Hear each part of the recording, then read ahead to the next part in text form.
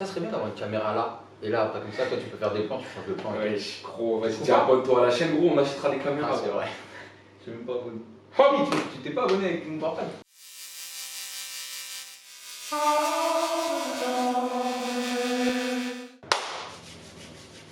Bonsoir à tous, j'espère que vous allez bien. Aujourd'hui, on se retrouve pour un nouvel épisode du format Talk avec mon gars Willy, mon ref, mon associé, Maître Splinter, celui que les gens inscrivent dans le Death Note. Et donc l'objectif, comme la dernière fois, c'est qu'il puisse vous raconter un petit peu qui il est, ce qu'il fait, quelle est sa vision du business. Et donc la première question, Willy, est-ce que tu peux te présenter s'il te plaît? Ouais. Donc, je m'appelle Willy Sapti. Et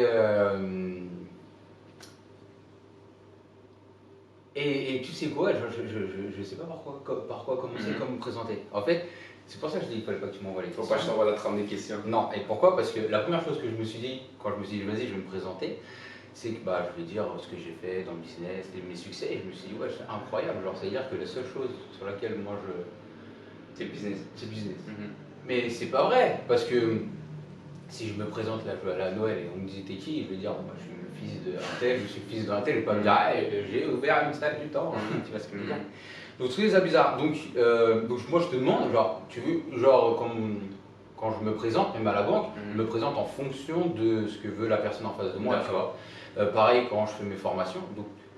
Donc en fait je me suis posé la question. Donc c'était Qu'est-ce que moi je recherche? Qu'est-ce que toi tu recherches? En gros, là c'est simple, la cible c'est des entrepreneurs ou des gens qui veulent faire du business. Donc si demain tu devais te présenter à un mec plutôt du coup par rapport à l'aspect business, qui est-ce que tu es, ce que tu fais, en gros? Alors c'est très simple, je vais me présenter comme normalement. En fait, je suis un des cofondateurs donc, de la salle du temps. Bienvenue, merci. Et en gros, mon travail à la salle du temps, pour expliquer très simplement, c'est de trouver de l'argent par n'importe quel moyen. Voilà, ça va pas plus loin que ça. C'était pas ça au départ, mais en fait, c'est que ça a pris la forme naturellement. Parce on va en parler aussi. Ouais, ça s'est pris vraiment, ça s'est fait naturellement parce que on a découvert que j'étais plutôt pas mauvais dedans. Et voilà, c'est très simple. En gros, c'est ça. On va dire le plus gros de mon travail, c'est ça. Mortel. Voilà. Et du coup, savoir par rapport à ça, comment est-ce que toi, pourquoi est-ce que tu as démarré le business et comment est-ce que tu as démarré le business? Pourquoi et comment? Ouais. Et là, tu peux remonter deep si tu veux. Pourquoi? C'est quoi qui t'a donné envie? Pourquoi t'es pas parti trouver un CDI? Alors, moi j'ai commencé le taf en tant que coach. Là, tu vois, je te vois, je regarde la caméra, je te regarde. Tu peux me regarder moi.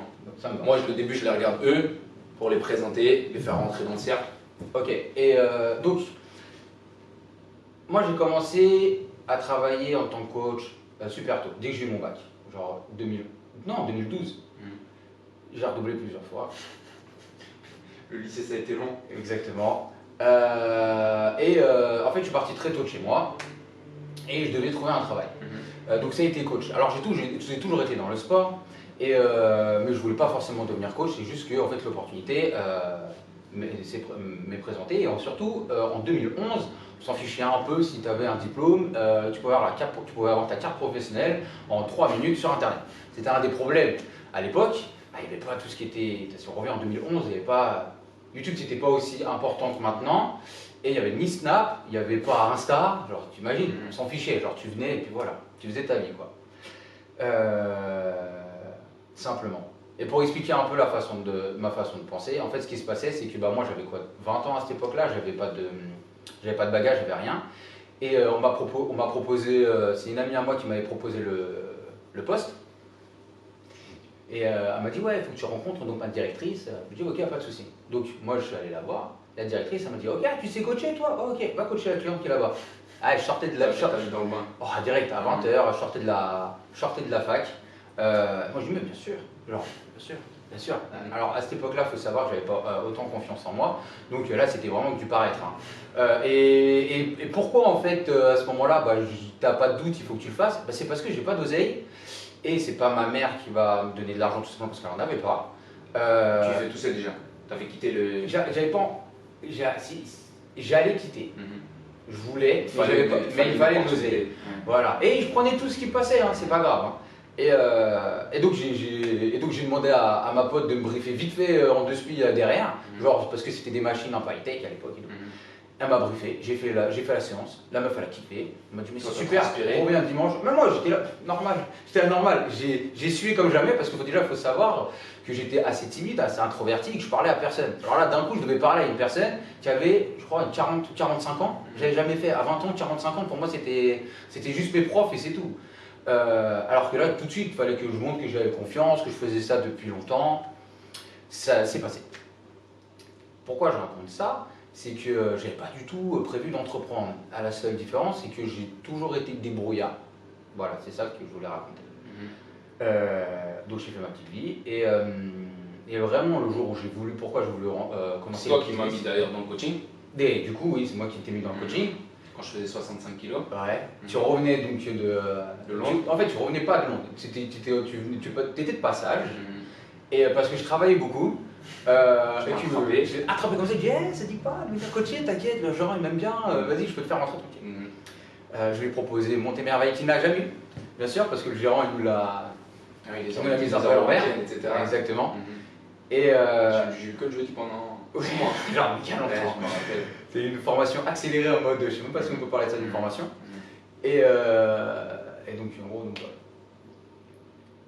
qu'est-ce qui m'a poussé à vouloir faire du business? Parce que là, du coup, c'est-à-dire quoi? À ce moment-là, tu étais freelance, tu étais coach, tu connais bien ta vie. Ouais, j'étais freelance, j'étais coach. Bah, en fait, une fois que j'ai fini la fac, c'est quand j'ai fini la fac que je t'ai proposé. Ouais, parce que là, à ce moment-là, je pétais. J'arrachais. Il faut savoir qu'à cette époque-là, je faisais pratiquement 40 coachings particuliers par jour.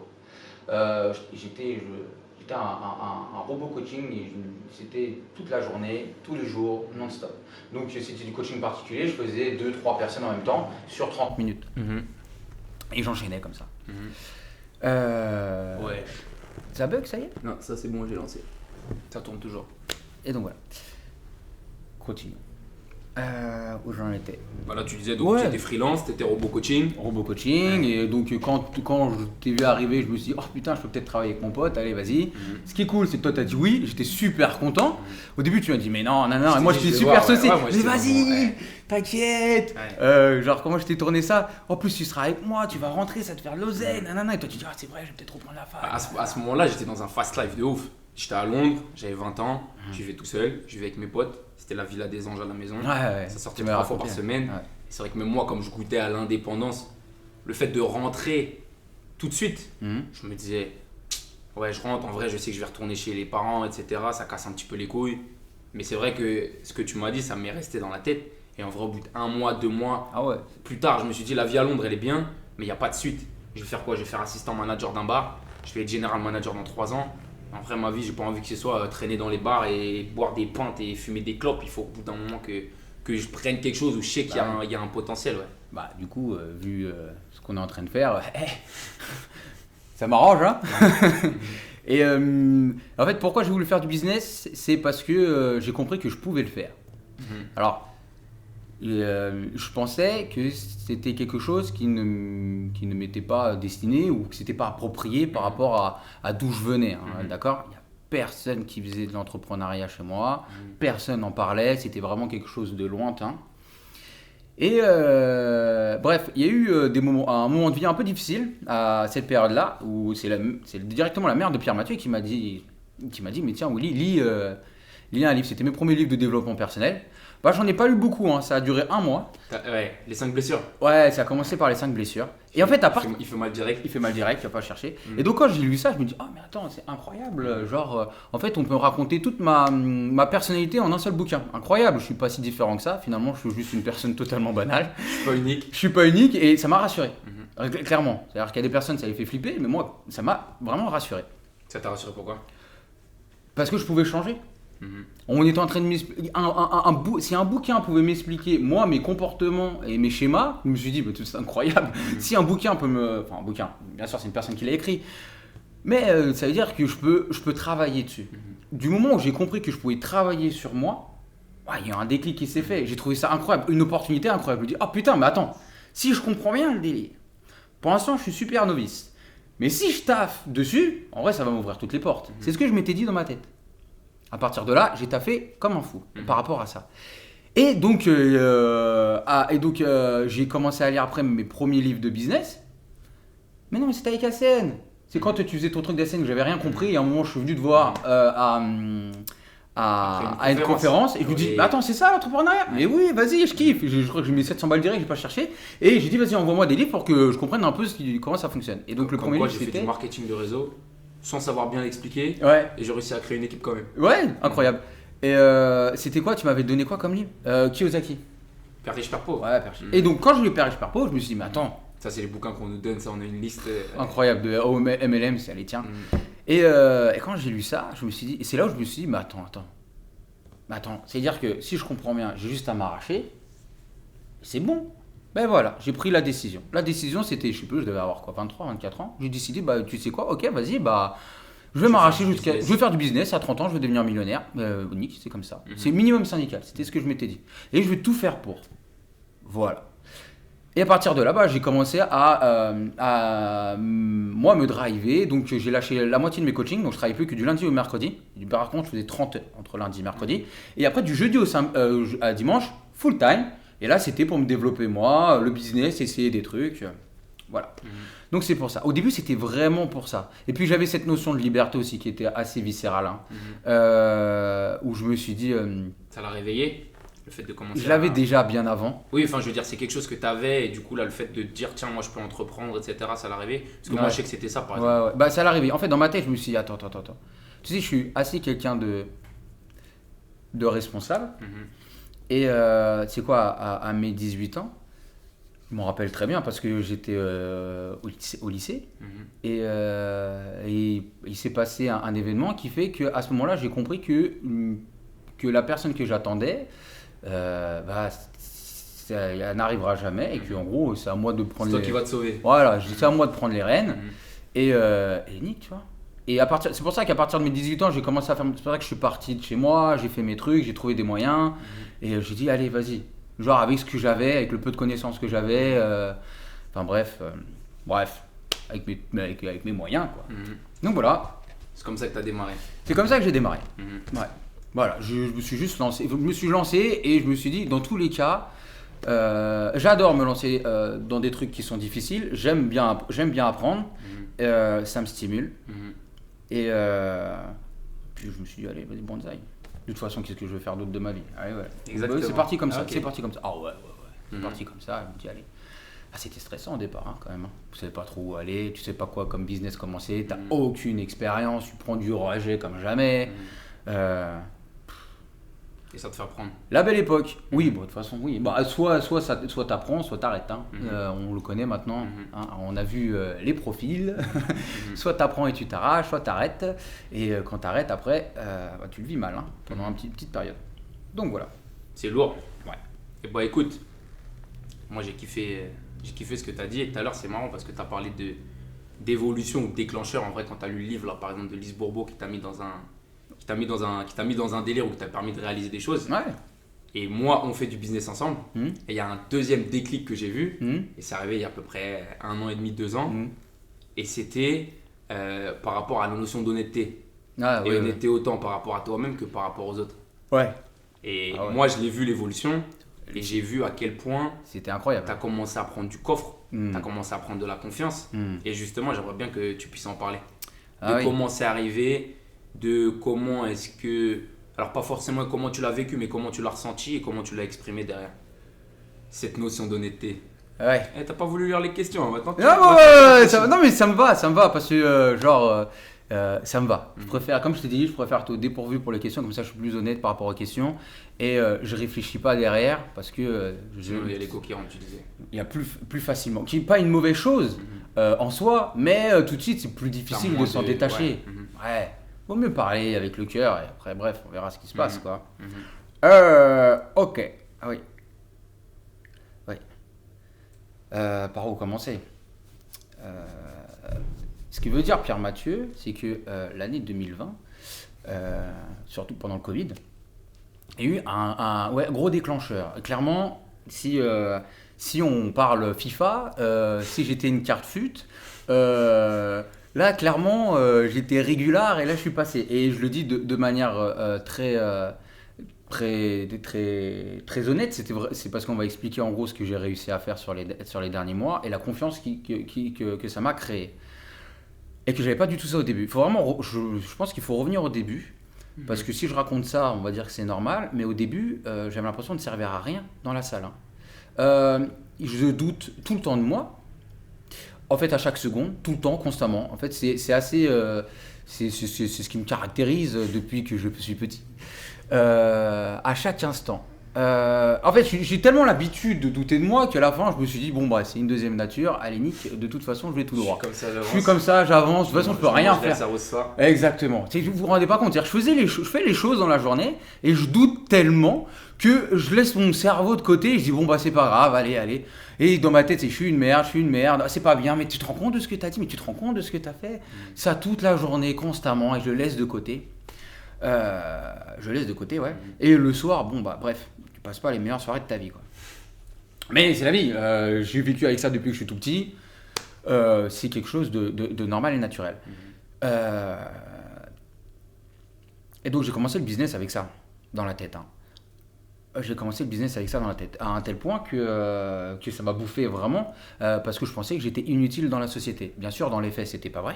Pas du tout, parce qu'au début de la... En fait, c'est Pierre Mathieu qui m'a fait rendre compte que c'était vraiment pas vrai. Et dans les faits, c'était pas vrai.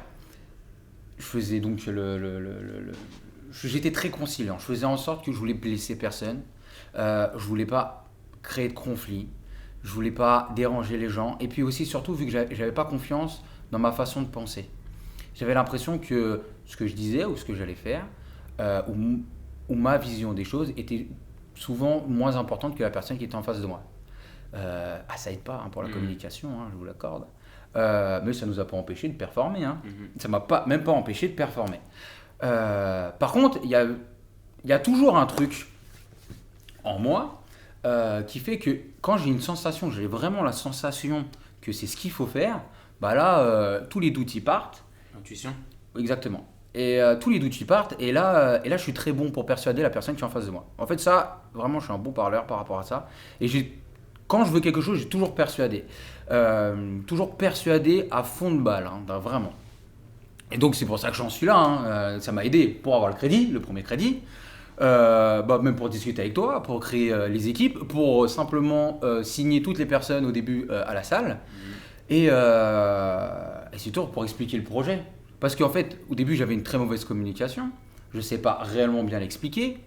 Bref, c'était un peu tordu. Mais par contre, il y a une notion que je comprenais très bien dans la discussion, c'est que le mec plus persuadé que l'autre persuade l'autre. Ça va toujours comme ça. Même s'il raconte n'importe quoi. Et sur ça, tu peux pas me battre.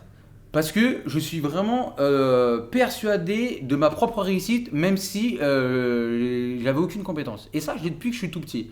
Va savoir d'où ça vient, et je suis très heureux de l'avoir, cette chose-là. C'est une bénédiction comme une malédiction, parce que, bref, tu n'es jamais réellement satisfait de ce que tu as. Mais par contre, tu cherches toujours à vouloir plus, tu vois. Donc ça, personnellement, c'est ce qui me permet d'être là maintenant, et c'est ce qui me permet de me donner. Je m'égare. Pourquoi je raconte tout ça? C'est pour expliquer la façon de penser, d'où l'évolution.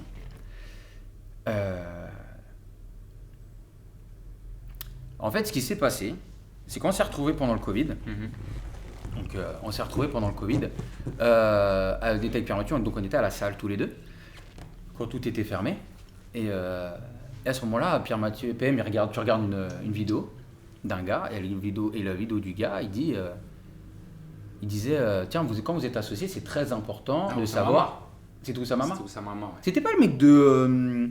pas Tinder, mais l'autre gars là, qui avait vendu le français là. Ouais, le mec qui a vente privée. C'est pas Marc. Un bon gars, j'aime bien en plus. Ouais. Enfin bref, c'est pas Cheveux important. gris, lunettes, le mec de Mythique. Bien le vu. mec de Mythique. Ouais. Et donc il disait... Et de vente privée aussi, okay. Accessoirement. J'adore. Et il disait quand vous êtes deux associés, c'est très important de savoir qui prend des décisions. Moi, je dis, mais tiens, c'est super intéressant. On l'a jamais fait avec Pierre Mathieu, pourtant ça fait déjà 2-3 ans qu'on fait du business. Parce que bien sûr, on a ouvert en 2018, mais bref, ça nous a mis quand même 1 an pour faire le taf. Et avant, bien sûr, on travaille déjà ensemble. On a toujours eu en fait une relation de travail dès le départ et on le savait qu'on allait travailler ensemble. Même si au départ, il voulait pas me parler.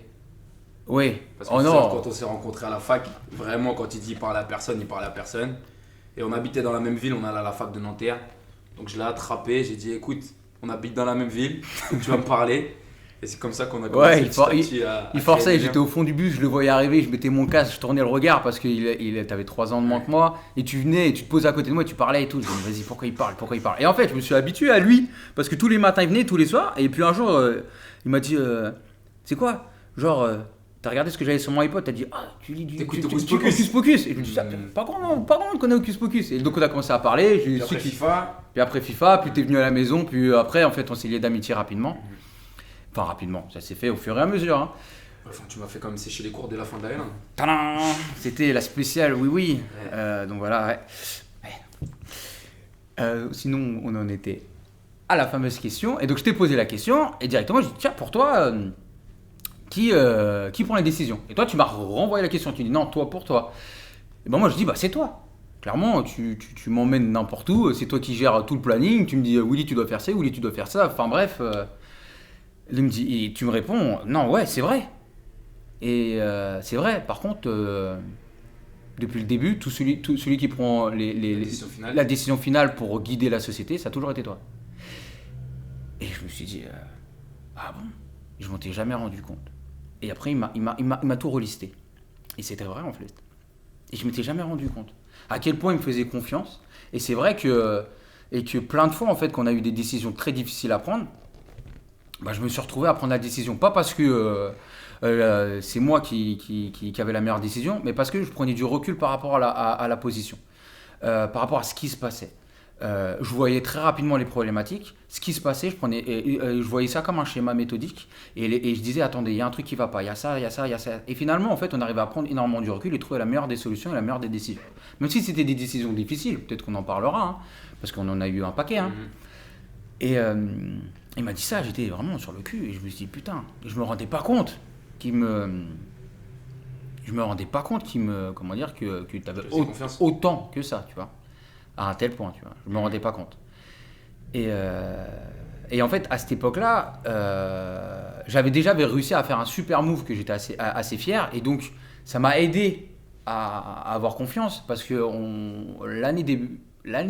début 2020, c'était un peu... Ce fameux 17 mars. Ouais, c'était un peu chaud. Surtout en janvier, quand on était revenu du Qatar. Qui était déjà aussi quelque chose de... Bon, hein. Voilà. Le Qatar, on en parle dans les 48 heures du pouvoir en général. Voilà. Ouais. Et enfin bref, on a vu le comptable. Enfin bref, le comptable, on avait beaucoup investi pour le marketing.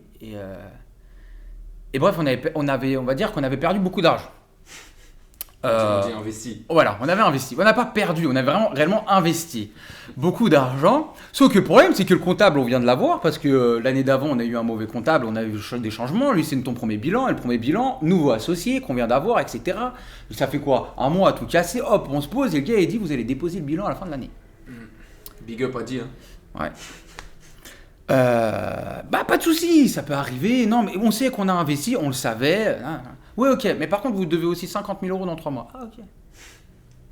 Ah, moins chaud, là. Moins chaud. Ah oui, et aussi, vous avez un problème de trésorerie, là, en plus de... Ah, ok. Ça fait beaucoup d'argent, là, non, genre... Mais on se dit, ça va, on a toujours réussi à trouver un moyen. Bon, là, quand même, on était un peu stressé. C'est une des premières fois où j'ai réellement douté du business, parce que j'ai beau douter de moi constamment, je ne doute pas du projet. Je ne sais pas comment expliquer. C'est-à-dire que j'ai foi en la vie, vraiment. En ce qui concerne ma réussite. Par contre, ça n'enlève pas les doutes par rapport à ma personnalité. Personnel, ouais. Voilà, ma doute personnelle. D'accord. Mais par contre, j'ai totalement confiance dans le processus. Voilà.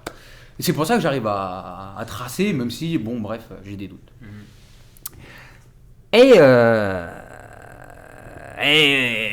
ce qui s'est passé, bon, je vais la faire courte, j'étais pas bien. Rester un week-end, tout le week-end dans ta chambre, fenêtre fermée. Bref, c'était pas la joie.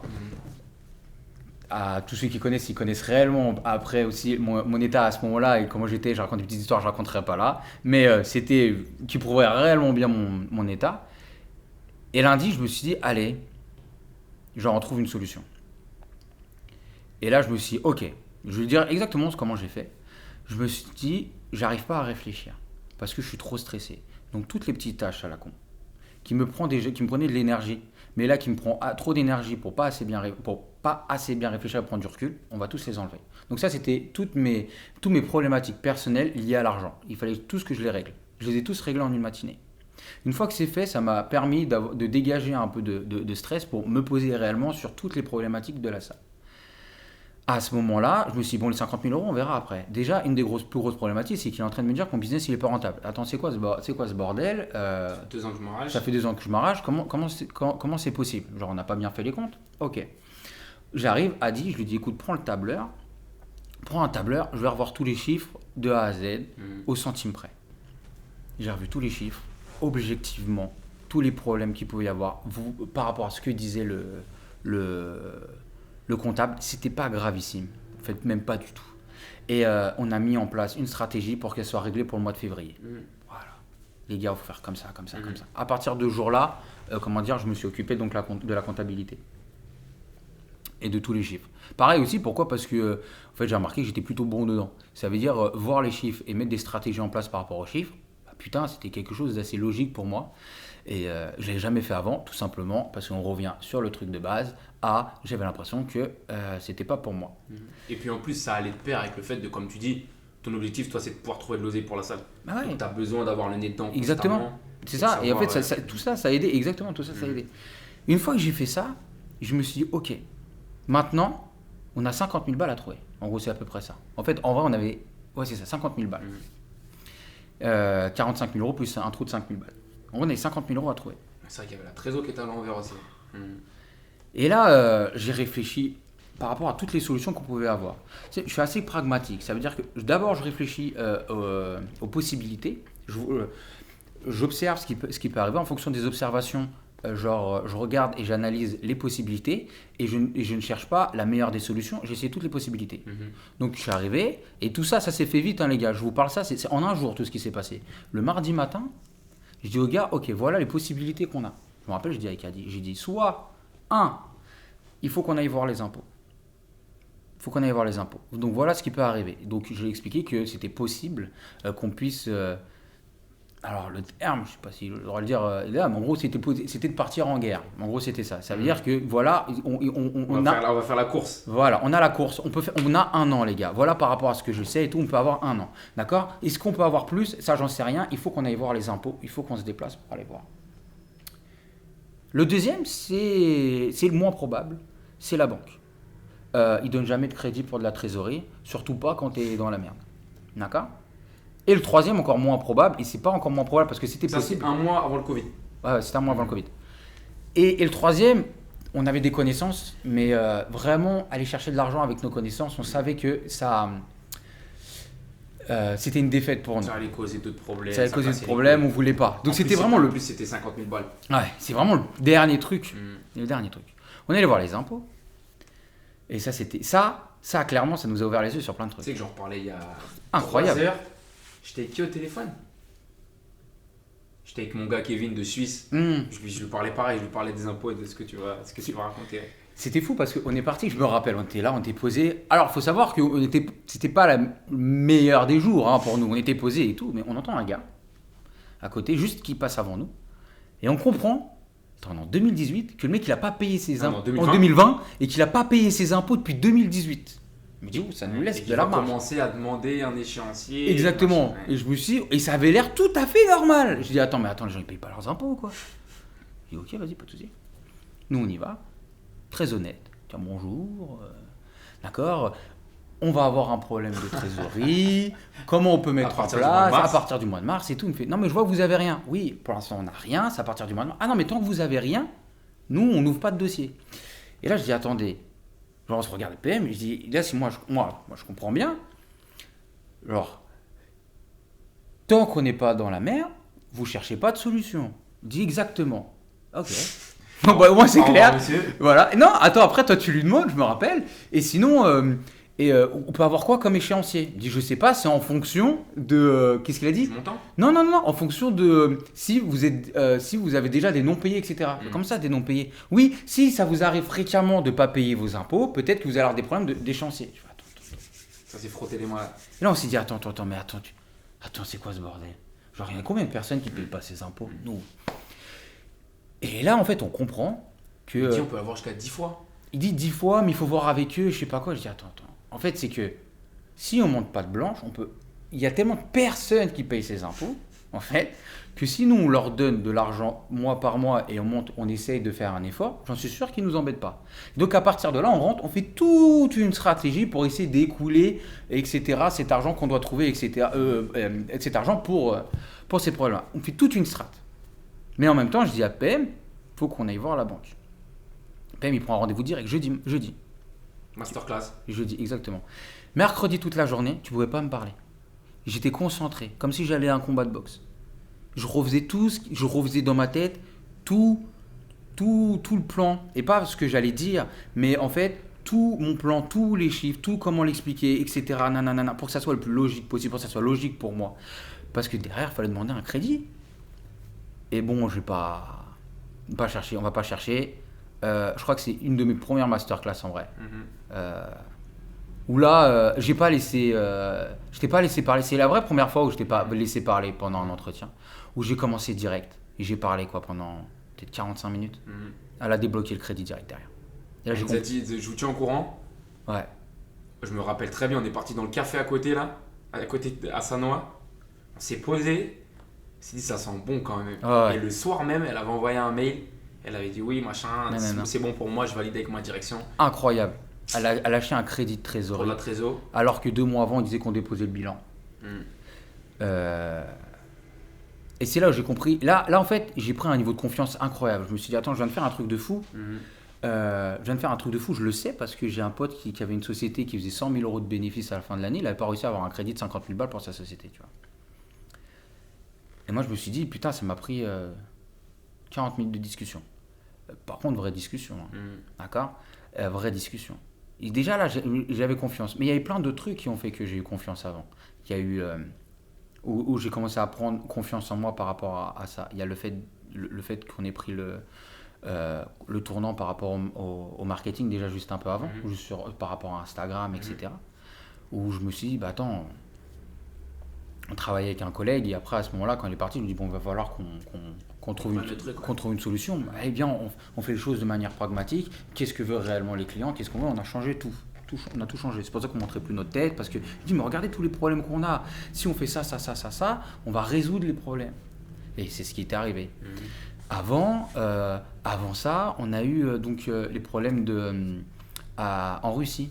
Quand on est parti en Russie, et à ce moment-là, il fallait prendre une décision de savoir si on arrêtait ou pas pour le local à la franchise, parce qu'il y avait des gros problèmes. Et je me rappelle ce jour-là. Dans la chambre d'hôtel. C'était même avant la chambre d'hôtel, je te rappelle, on allait... Ah oui. J'étais chopé dans l'ascenseur, j'avais ça dans ma tête, ça tournait, et je lui dis... C'est trop compliqué. C'est trop compliqué. Il me dit, comment ça, c'est trop compliqué? Et je t'ai dit, c'est trop compliqué, ça devrait pas être aussi compliqué. D'accord? Il y a un truc qui va pas. Je peux pas t'expliquer pourquoi, mais on doit tout arrêter. C'est-à-dire, quand je dis tout arrêter, c'est-à-dire qu'on avait fait un deal avec un mec, on lui devait de l'oseille, 2 jours après, c'était quoi, 32 000 euros, comme ça.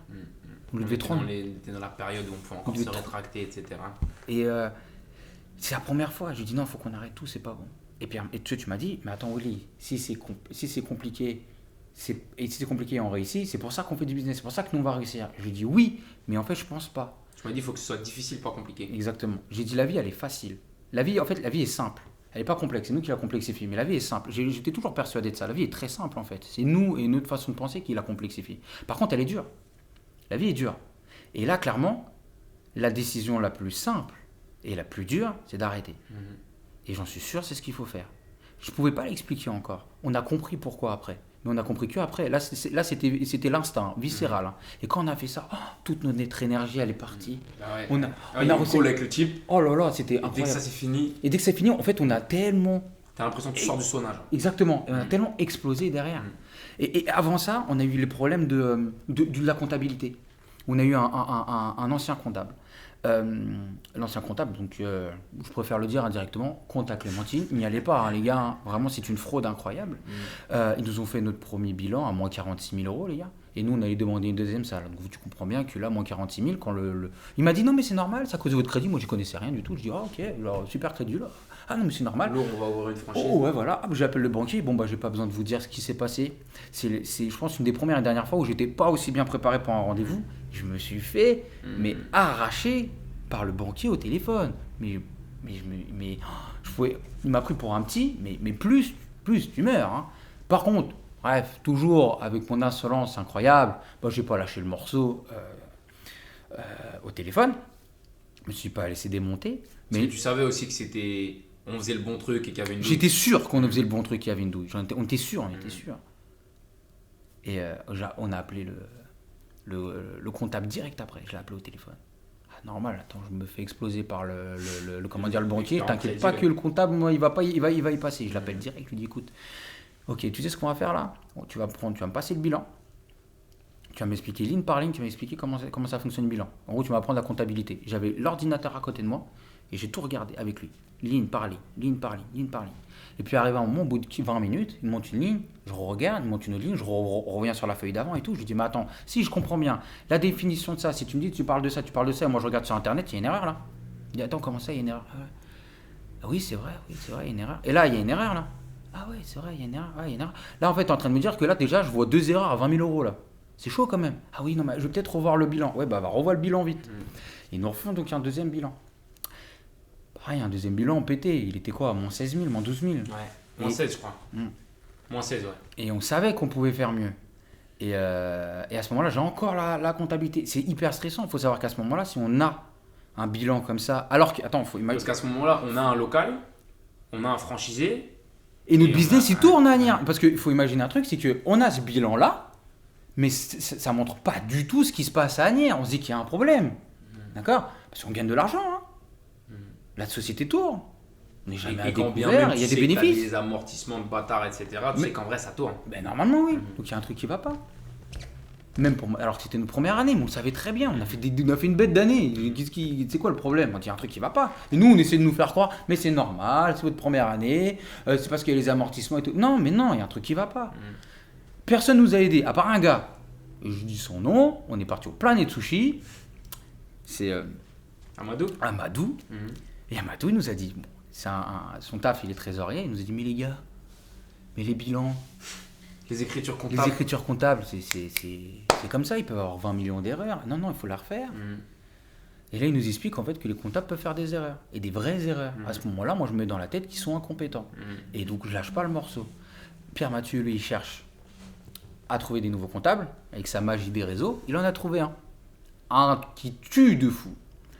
Et lui, après, c'est un vrai comptable. Genre, c'est pas moi sur Internet qui vais changer quelque chose, mais derrière, il y a ce rectificatif. On est positif. Voilà, on est positif. C'est-à-dire que on est positif et avec ça, on peut lancer. Il faut imaginer que si on n'avait pas ça, tout notre projet allait prendre un coup d'arrêt au moins de 2 ans. Projet, ouais, c'est ça. Facile, minimum. On est en France, hein, t'as pas le droit à l'erreur. Tu fais un seul échec en France. Genre, c'est pas les États-Unis. T'es marqué sur ta gueule. T'es marqué sur ta tête, on t'offre plus rien. Tu n'as pas le droit à l'erreur. Nous, on voyait ça, je transpirais, on dormait pas. Et ça, pareil, on a réussi à le gérer. Et je me suis dit, putain. Genre, déjà, j'avais pris confiance en moi, j'étais super content. Et avant même, encore un autre truc, c'était, on a changé réellement produit qu'on avait à la salle du temps. Et pareil, j'en parlais à Pierre Mathieu, je lui dis, tu sais, l'électrostimulation, ça ne nous aide pas. Il peut y avoir ça comme problème, ça comme problème. Ça, c'était chaud, hein, parce qu'il faut imaginer qu'on a quand même fait toute notre clientèle avec de l'électrostimulation. Et après, on a viré l'électrostimulation. Parce qu'on savait que si on ne faisait pas ce tournant-là, enfin moi je le sentais, que si on ne faisait pas ce tournant-là, on allait perdre de l'oseille. 100%. À 100%. Et quand on a fait, c'était pas facile, mais c'est le meilleur move qu'on a fait. C'est pour ça que la salle du temps existe, hein. Ça déchire ce qu'on propose. Et ça aussi pareil. Et c'est tous ces petits trucs-là. Qui t'ont fait prendre confiance. Mais réellement, le gros changement, c'était au moment où toi, tu me l'as fait réaliser. Parce qu'avant que tu me le fasses réaliser, je ne me rendais pas compte. Je faisais juste ça et je me croyais toujours inutile dans la salle. Je faisais toujours plein de trucs. Hein. Je formais les coachs, je formais les trucs. Mais il faut savoir que pour moi, jamais rien n'est assez bien pour qu'on reconnaisse ma valeur, que moi personnellement je reconnaisse ma valeur. Chacun ses problèmes, hein, Chacun ses névroses. chacun ses névroses, hein. Et donc voilà. Et tu me racontes ça. Et l'autre truc, de toute façon tu m'as raconté plein de trucs qui m'ont permis de passer des steps. Je sais qu'il y a énormément, il y a des phrases qui restent collées dans ma tête à vie.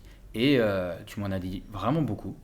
Une des phrases qui m'a énormément collé dans la vie, c'est par rapport à la conciliance. Tu m'as permis d'être moins conciliant, de viser plus la bienveillance que d'être conciliant et d'être gentil. En fait, ce qui se passait, c'est que moi, quand je boxais, j'étais conciliant avec la personne qui était en face de moi.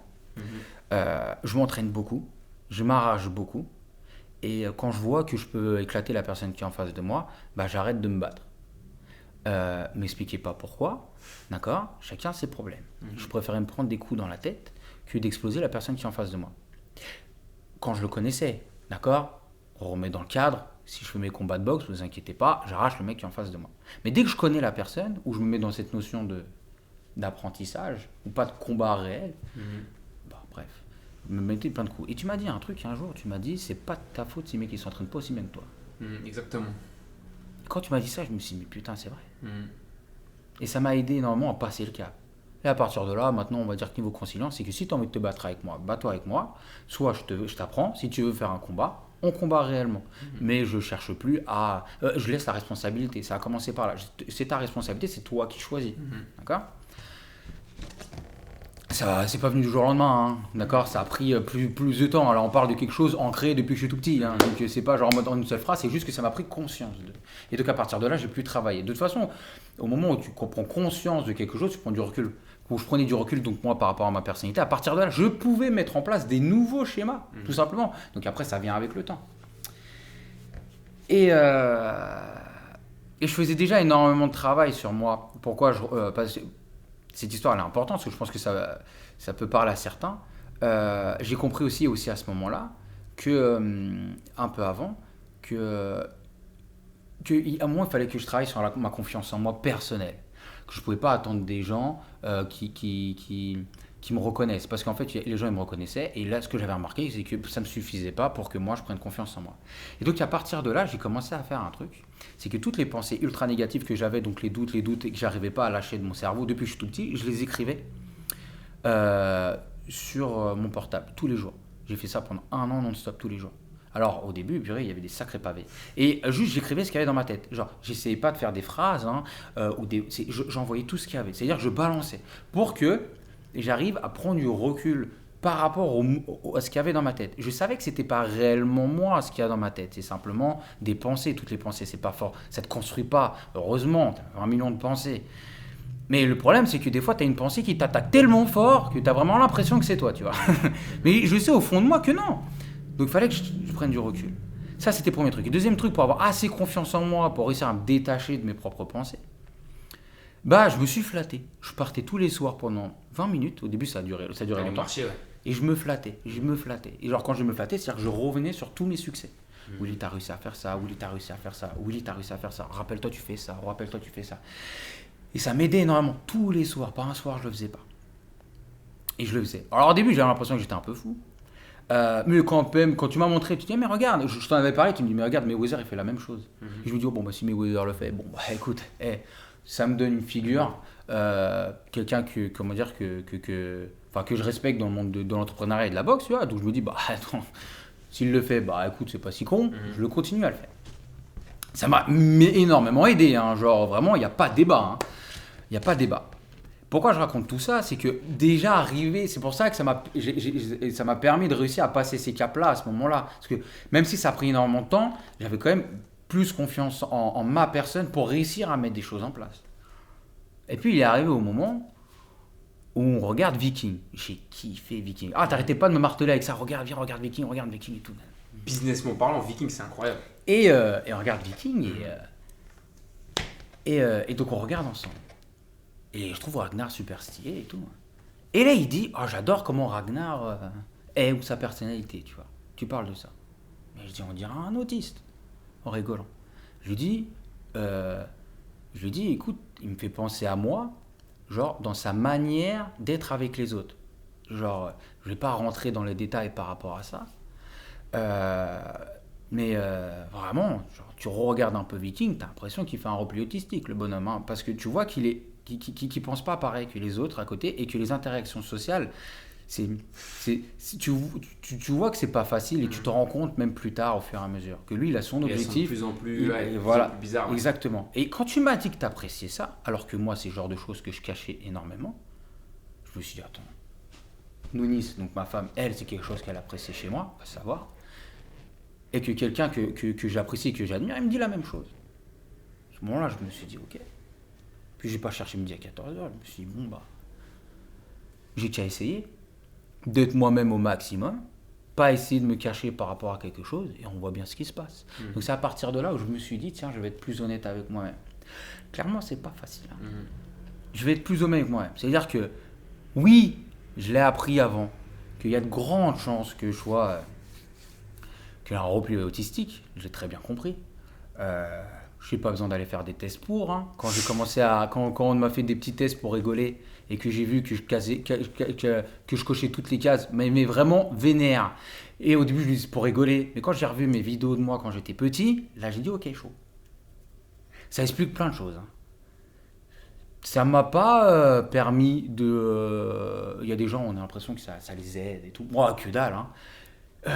Ce qui m'a permis réellement, c'est de me dire tiens, s'il y a un gars autour de moi qui peut m'aimer, alors que vraiment, si je suis totalement comme je suis, il y a de grandes chances que la plupart des gens qui sont autour de moi m'apprécient plus trop. Mais je me suis dit, bah, j'aurai toujours Nounou, j'aurai toujours Alex dans tous les cas, mes amis d'enfance, et PM. Et puis tous les autres, bah, on va voir ce qui se passe, quoi. Et donc ça a commencé comme ça. Et donc je suis parti du principe que je vais être le plus honnête possible. Dès que j'ai envie d'être conciliant, etc., ou j'ai pas envie d'être honnête par peur que les gens en face de moi n'apprécient pas la personne que je suis, eh ben je fonce dedans quand même. Ça peut être tout n'importe quoi. Je voulais pas blesser la personne. Et que ça a commencé par ça. Tous les jours. Ah, c'était pas facile. C'était pas facile. C'est toujours pas facile. Hein. C'est toujours pas facile parce que là, ça fait quoi, 1 an et demi je fais ça, c'était à peu près l'été 2020. Que je fais ça tous les jours. Donc ça va faire 1 an et demi, ouais. J'ai vu des résultats incroyables. Déjà, la petite partie d'ego qu'il y a en toi, que tu as envie que tout le monde t'apprécie. Donc toi, tu fais toujours des efforts incroyables pour que les gens t'apprécient. Ce qui est fou, c'est qu'au moment où j'ai fait ça, bah, faut savoir que moi, déjà, à partir de là, c'est que j'ai arrêté de parler avec les gens. Faut savoir que j'aime parler avec les gens que si seulement c'est intéressant. Et pour que ça soit intéressant, il faut qu'on parle de choses intéressantes. Je t'intéresse. Et qui m'intéressent.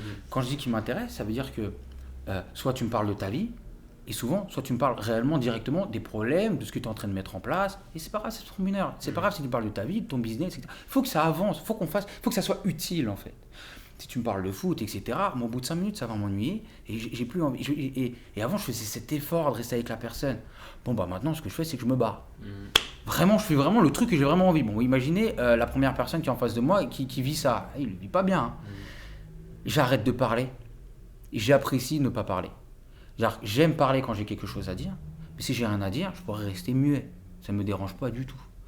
Bien au contraire, au début je me forçais à parler parce que je me suis dit quand je ne parle pas ça crée un malaise pour la personne qui est en face de moi, je remarque qu'elle se sent pas bien, faut que je la rassure, faut que je la mette à l'aise. J'ai arrêté ça aussi, je me dis il est mal à l'aise, je le remarque, c'est ton problème. Je vais déjà m'occuper de moi.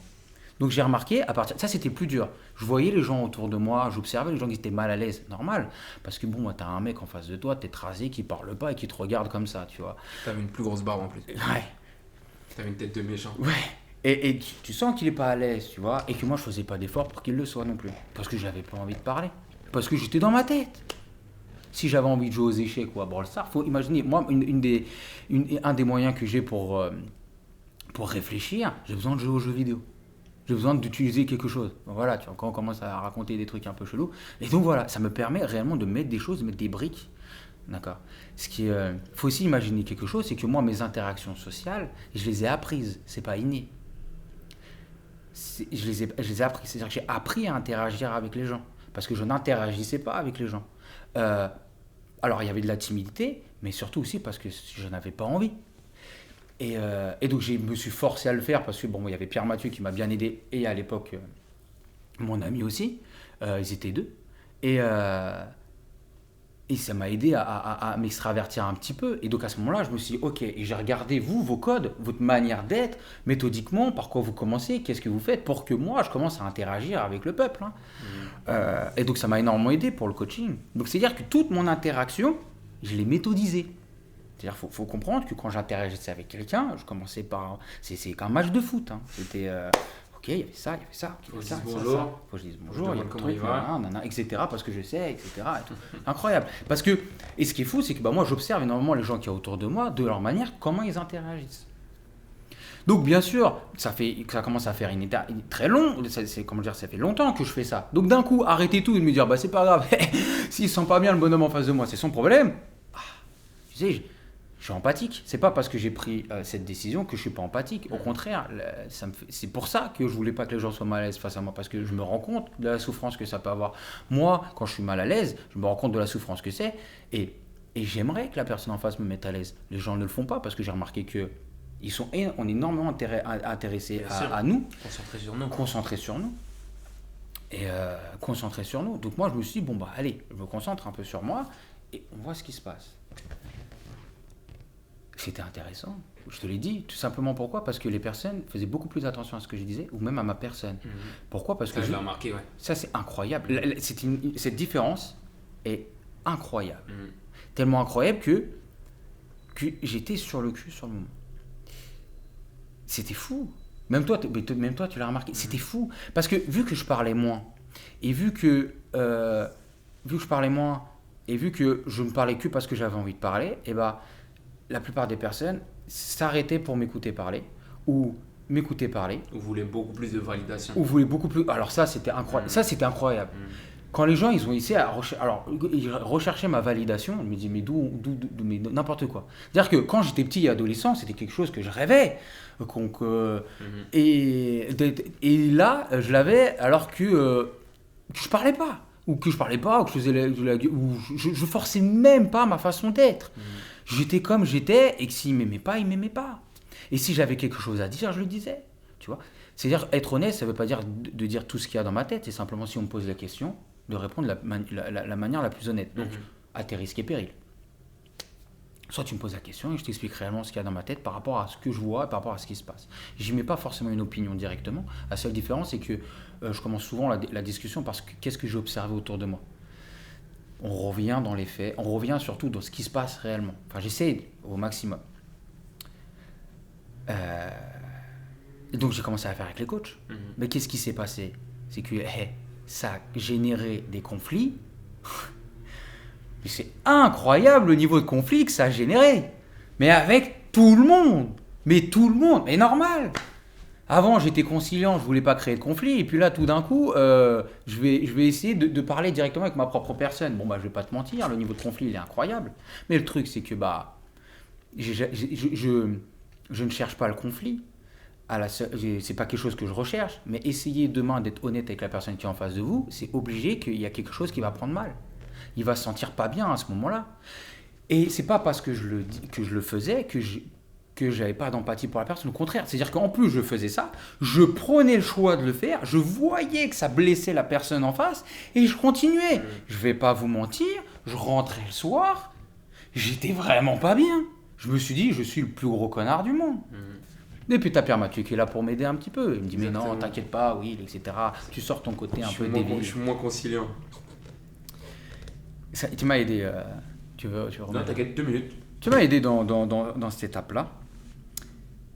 Mais ce qui s'est passé, c'est que, vu que moi, je veux être efficace dans ce que je fais, c'est que toute ma communication, elle était léchée d'un coup et ultra efficace. Je cherchais plus à être conciliant. Je cherchais simplement à être efficace. Et donc, avec les coachs, et en fait, ce qui est fou, c'est que la bienveillance que j'essaie de mettre en place, parce que je cherche à aider les personnes qui sont en face de moi, ça s'est construit de manière différente. Je ne cherche pas à aider les personnes dans le bien, ou dans le fait d'être, j'essaie comment on dit, d'adoucir, d'arrondir les angles, etc. Non, je veux dans les faits. Il se passe ça, il se passe ça, il se passe ça. Toi, ton objectif, c'est ça, je vais t'aider à arriver à ça. C'est pas facile, hein. C'est comme on dit, c'est genre punchline sur punchline. Mais j'en avais besoin pour les coachs. Ça a commencé par ça. Après, il y avait les coachs. Après, il y avait les gens avec qui on travaillait directement. Puis après, et après ça a enchaîné comme ça, avec les personnes avec qui j'étais autour et tout. Nanana. Ça a augmenté l'efficacité de la salle. Il y a pas débat. Tout le monde savait ce qu'il devait faire. Et tout le monde se mettait au diapason. Parce que je ne cherche pas à contrôler la personne qui est en face de moi. C'est pas quelque chose qui m'intéresse énormément. Au contraire, moi j'essaie juste d'être tranquille chez moi et de jouer à FIFA. Donc, un des objectifs que j'ai, c'est essayer de responsabiliser la personne qui est en face de moi au maximum pour qu'elle soit le plus talentueuse possible par rapport à ses compétences. Comme ça, moi je suis tranquille. Et c'est difficile à faire. Et puis imaginez de responsabiliser quelqu'un qui n'a pas envie. Hein. C'est pas facile. Qui n'a pas eu l'habitude en plus dès le moment où tu l'as rencontré. Exactement. Donc voilà. Donc il faut qu'ils se remettent en question. Et souvent les gens ne se remettent pas en question parce que c'est très difficile. Donc moi je suis là pour les remettre en question. Moi j'ai pas besoin de vous. Moi je fais ça depuis que je suis petit, de me remettre en question et de douter de moi-même. Hein. Donc c'est quelque chose que je connais par cœur. Donc moi ça me dérange pas. Je sais que tu peux survivre et je sais que tu peux avancer en faisant ça. Les gens souvent non, ils n'ont pas cette sensation-là.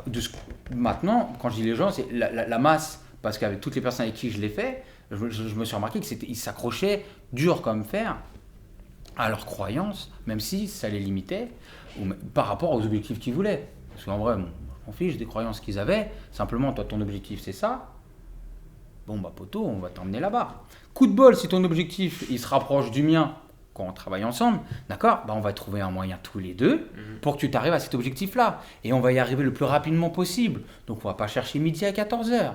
Voilà les trucs, voilà les lacunes, qu'est-ce qu'on fait? Comme un match de foot. Expliquer comme ça, toutes les personnes qui verront la vidéo avec qui ils ont discuté reconnaîtront ce que je veux dire dans la discussion.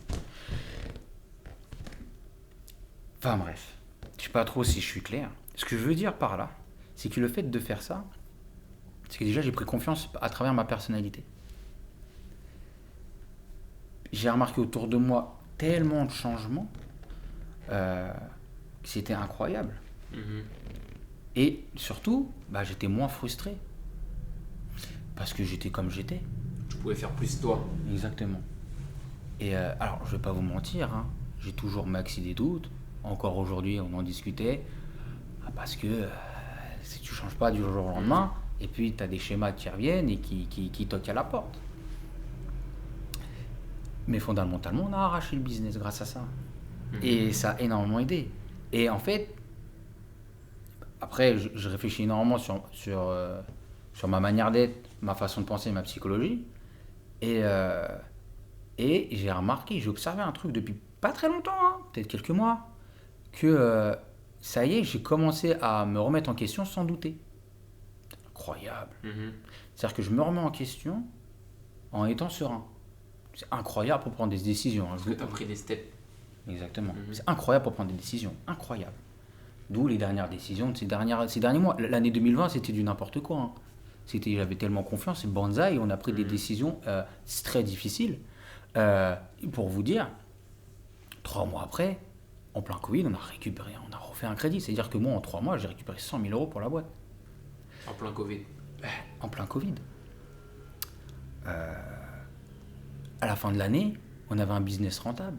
On a explosé les scores. Même les comptables, ils n'y croyaient pas. Ils disaient, attends, c'est quoi ce bordel? Qu'est-ce que vous avez fait? Qu'est-ce que vous avez changé? On a tout remis sur les rails. Ce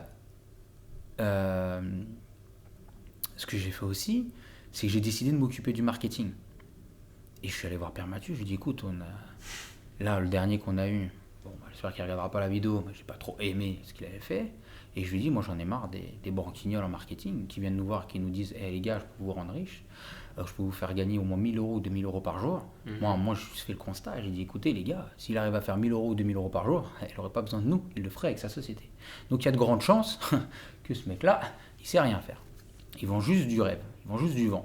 Donc moi je disais, écoutez, je vais m'en occuper. Je vais m'occuper du marketing. Vu que j'avais codé l'application, ça aussi c'est une autre histoire, vu que j'avais codé l'application, je me suis dit, j'ai appris le code, rien n'est pire que le code. Donc je vais m'occuper du marketing. Et j'ai chopé un pote à moi qui était bon dans le marketing, je lui ai dit d'apprendre. de m'apprendre. Il n'avait pas très envie, mais bon, avec Ta ma, persuasion ma, légendaire. ma persuasion et ma ténacité légendaire, bah tiens, coup de bol, il a dit oui. Mhm. Et donc il m'a appris. Alors c'était un peu vénère, hein, parce que lui, ça se voit qu'il voulait pas forcément m'apprendre, donc il fallait que je prenne les informations rapidement. Et on a commencé. Et on a fait nos premières ventes sur Internet. Donc c'était des boutiques en ligne. On n'a pas commencé avec la salle du temps parce qu'on ne voulait pas ternir l'image de la salle. Donc on a commencé avec on a créé une autre société, on a créé des boutiques en ligne. On a vendu plein de choses. Ça partait de lampes à Des produits donc pour des chiens, produits pour chiens, les gaines, etc. Bref, des ceintures. voilà, ceinture d'or, ça c'était vraiment On a fait nos expériences. exactement. Ça a marché, on a gagné de l'argent. Ce qui était fou quand même, on a gagné de l'argent, c'était incroyable. À partir de là, on a arrêté, tout simplement parce que c'était du dropshipping. Bon, je ne vais pas rentrer dans les détails, mais on était très limité. Bref, ça c'est vraiment d'un point de vue business, j'en parlerai pas là. Le dropshipping était limité. Tous ceux qui vont faire du drop, tous ceux qui en ont parlé, vous savez de quoi je parle. Et c'était limité. À ce moment-là, je dis, bah tiens, avec tout ce qu'on a appris, viens, on le refait avec la salle. On est en plein Covid, les salles ne bombardent pas, il faudrait qu'on ramène des gens à la salle. On a créé toute une stratégie pour ramener des gens à la salle. Il faut savoir que le gars, avant, il devait nous faire ça de base, Ce taf-là, ouais. ce taf-là. Il nous a dit, on vous ramène 60 personnes le mois, il nous a ramené aucun mail, même pas un mail. Et quand on lui a dit, attends, quand tu dis parler de prospects, parce qu'il a, moi, il est venu nous voir, il me dit, ouais, c'est bon, je vous ai ramené 10 prospects. Mais il n'y a personne qui est venu dans la salle. Ah non, mais je vous ai ramené 10 mails. Attends, les mails pour toi, c'est des prospects? Il me dit, oui, on dit comme ça dans le marketing. Oui, mais on ne dit pas ça dans mon business, moi. Moi, un prospect, c'est quelqu'un qui se déplace à la salle. Toi, tu m'as dit que tu ramenais 60 personnes. Ouais, mais tu comprends, c'est difficile. Ok, c'est à partir de là qu'on a arrêté de travailler ensemble. J'explique tout. On est en train de faire. L'objectif, c'était de dire on récupère 2 séances d'essai par jour. C'était l'objectif ultime. On lance les pubs. On en récupère 23 par jour. Alexandre, à ce moment-là, donc le mec qui était dans sa franchise, qui avait la franchise, qui était tout seul dans sa salle, il n'y avait personne, bien sûr. Donc imaginez bien, le gars il prend un crédit, il a ouvert sa salle, en plein Covid, il doit payer ses charges, il a aucun. Bon, enfin bref. Un jour peut-être qu'il sera là, il vous racontera peut-être le niveau de stress qu'il a eu. C'était pas fou. Et bien sûr, on en était intimement liés vu que c'était une de nos salles. Hein. Donc bien sûr, je me sentais responsable, il fallait que ça fonctionne. Il y a eu tellement de monde d'un coup qu'il a explosé tous les scores en quelques mois. Tous les scores. On lui a créé son équipe, on lui a ramené du monde, c'était du n'importe quoi. Nous, on a explosé la salle d'Agnières, on a explosé la salle de la Défense, à un tel point qu'on a pu ouvrir une 3e salle. Troisième salle, qui n'est pas encore ouverte, qui va ouvrir donc le 21 janvier. Mais ça aussi, je pense, une grosse masterclass aussi, celle-là. J'ai bien kiffé. Je ne vais pas aller chercher midi à 14h, on peut le dire. Ouais. Pourquoi je dis gros masterclass, c'est que c'était un deal à 1 million. Et la banquière qui a fait le deal, ou même donc le franchisé qui était là, on avait avec le banquier. De toute façon, j'avais tellement imaginez à ce moment-là. J'ai Pierre Mathieu qui a confiance en moi comme jamais. Adi, c'est pareil. Ils ont confiance en moi pour mettre en place la stratégie, prendre des décisions, d'accord. J'ai réussi à ramener de l'oseille dans la salle, avec mes décisions à gérer la salle d'Agnières, à ramener de l'oseille pour la salle d'Alexandre, à gérer ses coachs, former les coachs pour qu'ils signent, dupliquer tout ce que je savais dans ma tête, guider l'image de marque et guider l'application parce que j'avais déjà codé. Mais moi j'arrive devant la banquière ce jour-là, 1 million, pas 1 million, j'en avais rien à faire. J'y suis allé, j'étais Cristiano Ronaldo à ce moment-là. Le niveau de confiance c'était du n'importe quoi, l'insolence elle était incroyable les gars, c'était du n'importe quoi. Je suis arrivé, je lui ai dit, je me rappelle ce que j'ai dit. J'ai dit si elle me laisse parler, on va avoir le crédit. Et mon objectif, c'était qu'elle me laisse parler. Donc, je peux pas le dire ça. Ouais, en gros... Je vais pas le dire, je vais m'arrêter. Je peux pas dire comment j'ai fait, vous comprenez bien que je vais pas dire comment j'ai fait. surtout sur Internet. Mais ce qui s'est passé, c'est que j'ai eu l'autorisation de sa part de parler. Et j'ai réussi. Et elle m'a dit, ça dure 10 minutes. J'ai eu 2 heures. Elle est restée 2 heures. Et à la fin, elle a dit, bon, bah, c'est à moi de faire le taf. Là. Exactement. C'est-à-dire qu'après, c'est le bancaire qui s'est vendu à des petits jeunes pour 1 million. Et là, je me suis dit, bon, bah, plutôt chaud, quoi. Masterclass. Bravo. Et donc, on a eu le crédit. Vincent a fait le taf. Hein. On n'enlève pas Vincent. Vincent a charbonné à mort. Hein. Parce qu'il verra la vidéo. Et mon pote, je te promets, donc l'autre franchisé, il a charbonné comme jamais. Vraiment. Et encore maintenant. On fait tout pour charbonner pour que ça fonctionne à max. Sa salle, je ne le raconte pas, elle va être super jolie. 3 étages. Très content. Très content. On est très content. On va être belle. La salle de la Défense, ça tourne à Niort. Tout va bien. Dans le meilleur des mondes, à part si bon, les problèmes de Covid continuent, mais tout va bien dans le meilleur des mondes. J'ai beaucoup parlé, mais en gros, c'était pour... La conclusion que j'ai par rapport à ça, c'est que finalement, quand j'ai arrêté de m'intéresser à ce que les gens pensaient de moi, enfin, arrêter. Prendre du recul, plutôt, arrêter, ce serait un grand mot quand même, prendre du recul par rapport à ce que les gens pensaient de moi et revenir plus dans l'efficace de on s'en fiche de ce qu'il y a autour. Mon objectif, c'est moi de me sentir mieux, et de, et trouver des solutions pour la salle. En fait, faire en quoi j'étais bon et pas me préoccuper de ce qui se passe, bah finalement, j'ai eu tout ce que je voulais. C'est fou quand même. On me l'aurait dit il y a quelques années, je l'aurais pas cru. Et pourtant, c'est ce qui se passe. Donc ça continue, je suis très heureux. Genre à 30 ans, tout se passe bien. Aïe. Dans une semaine. Exactement. J'ai compris que j'étais tellement bon dans ça que j'aide aussi maintenant des petites sociétés. Consultant. En tant que consultant pour les aider à A à Z. Bah, faut savoir que pourquoi je dis qu'en fait je cherche de l'argent. En fait, c'est gros dit comme ça. Ça veut dire que pour un business, n'importe lequel, bon bref là, on va juste parler du business en 2 secondes, c'est toujours la même chose. Vous prenez n'importe quel business, c'est toujours la même chose. C'est vous avez un produit que vous convertissez, et pour le convertir, il faut trouver des prospects. C'est toujours la même chose. D'accord ? Produit, conversion, prospect. Toujours la même chose. Vous pouvez prendre n'importe quel business, c'est toujours la même chose. Un produit, comment ça se trouve ? Un produit, c'est pas ça se trouve comme ça parce que vous avez regardé sur Internet. Il faut que ça réponde à une réelle problématique. Coup de bol, je suis vachement bon dedans. Pourquoi ? Parce que je comprends le client qui est en face de moi. En fait, je suis assez bon en psychologie à cause de tout ce qui se passe dans ma tête, bien sûr, et surtout parce que j'ai dû regarder les profils des gens qui avaient autour de moi pour que j'arrive à créer des interactions. Alors vous imaginez bien que c'est comme un jeu d'échecs, il fallait que je comprenne au fur et à mesure des interactions. Ça me plaît de faire ça. Hein. En plus, je suis très passionné par rapport à ça. Donc je commence à devenir super bon dedans. Donc ce qui nous a aidé énormément à la salle pour anticiper les comportements des gens qui avaient, pour que nous on prenne des décisions en fonction des comportements des personnes. Je ne vais pas vous mentir, ça nous est arrivé très souvent, voire pratiquement tout le temps, de prendre des décisions 3 mois avant que la personne ait pris la décision elle-même. On fait des paris. Exactement. Et très souvent, on a raison. Parce que le schéma de la personne est beaucoup trop prononcé et je leur dis, bah voilà comment il va réagir à faire ça. Voilà ce qui peut arriver, voilà le plus plausible parce qu'on n'est jamais certain, c'est le plus plausible. D'accord ? C'est comme les échecs, hein. Tu n'étais jamais certain de ce que va jouer ton adversaire. Par contre, tu as compris que le meilleur coup, c'était ça. Donc, il y a de grandes chances qu'il joue ça. Et s'il ne joue pas ça, toi, ça va te créer des opportunités parce que le meilleur coup, c'est ça. Donc, tous les autres coups qu'il y a derrière, tu ne les regardes pas forcément parce que c'est des moins bons coups.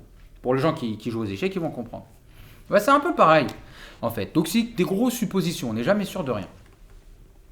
Et ça nous a énormément aidé de prendre des décisions en amont. Pourquoi ? Parce que grâce à ça, c'est comme si on pouvait anticiper tout ce qui se passait. D'accord ? On anticipe tout. On anticipe tout. Et donc, c'est à ça que je sers.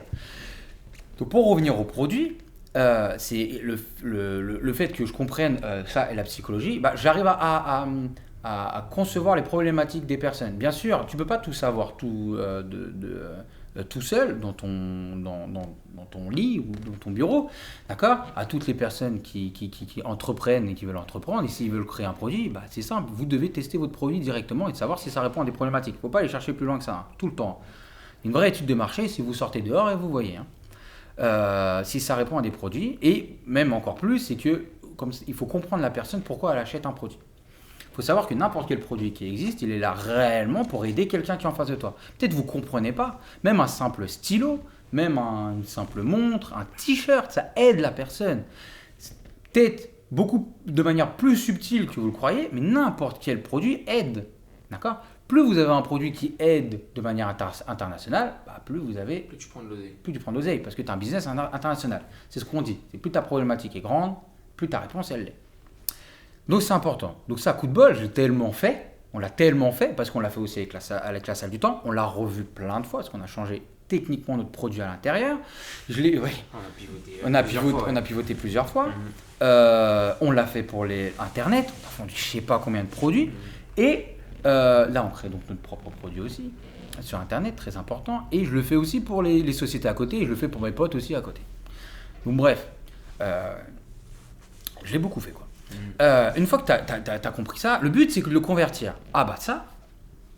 Ça, je suis vachement bon dedans. Voilà une des caractéristiques aussi de pourquoi j'ai commencé à entreprendre. J'ai compris que persuader la personne qui est en face de moi et la convertir à quelque chose, donc soit à une façon de penser par rapport à ce que moi je voulais, par rapport à une idée ou par rapport à un produit, j'étais assez compétent dedans. Donc j'ai évolué dans ça. Donc moi, mon objectif, c'est quoi ? C'est soit je le fais tout seul, et ça, ce que je fais avec les banquiers, quand on doit aller chercher de l'argent, ou quand je dois recruter quelqu'un d'important, ou avec les coachs. Mais maintenant, je forme les personnes. J'aime bien former, j'adore ça, je trouve ça hyper intéressant. Depuis que je suis petit, j'aime faire ça.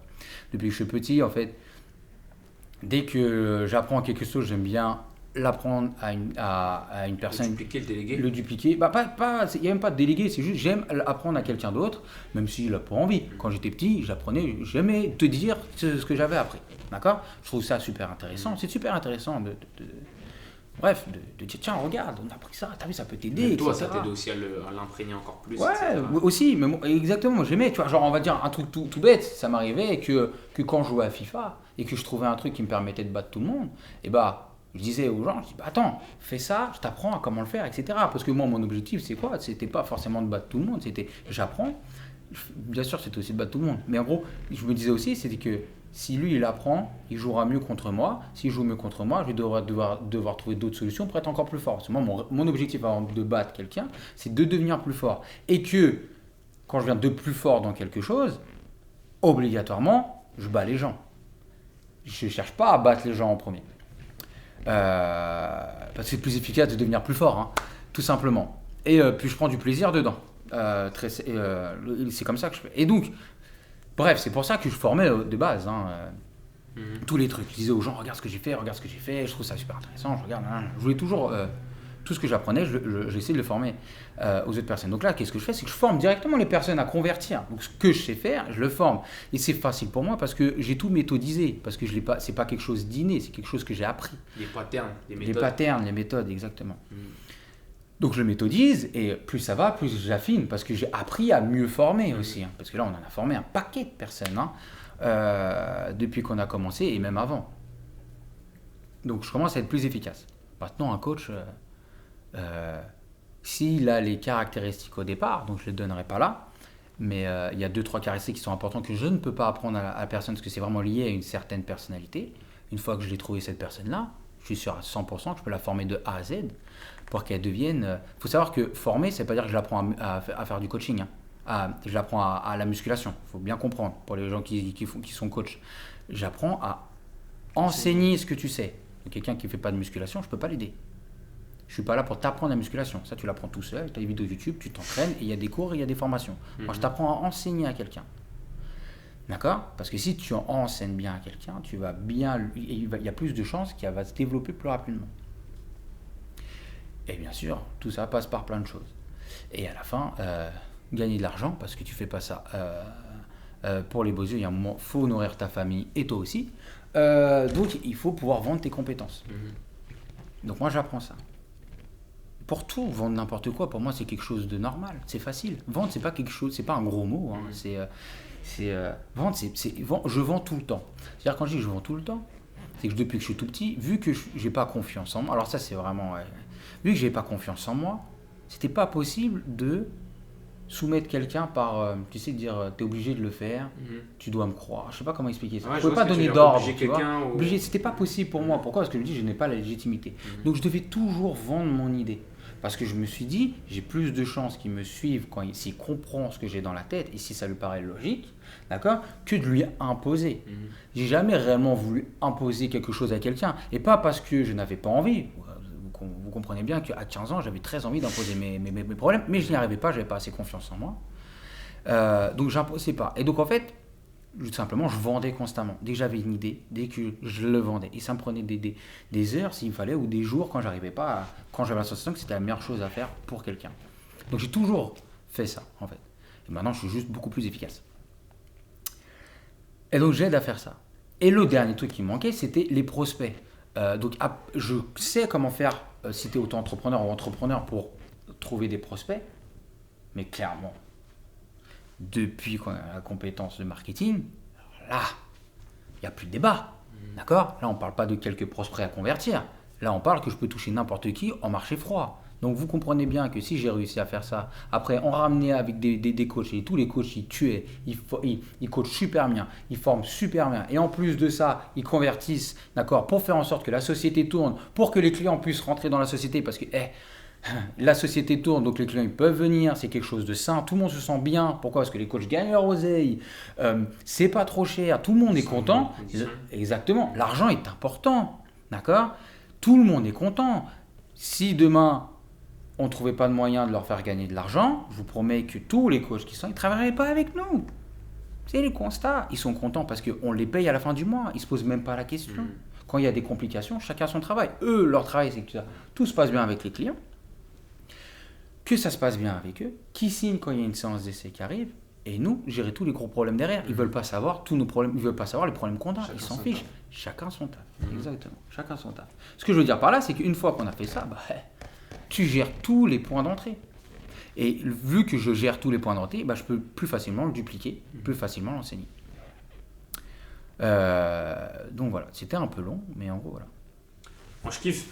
Je kiffe de toute façon, on fait du Joe Rogan, on fait des podcasts de 3 heures ici. Moi je vois ça.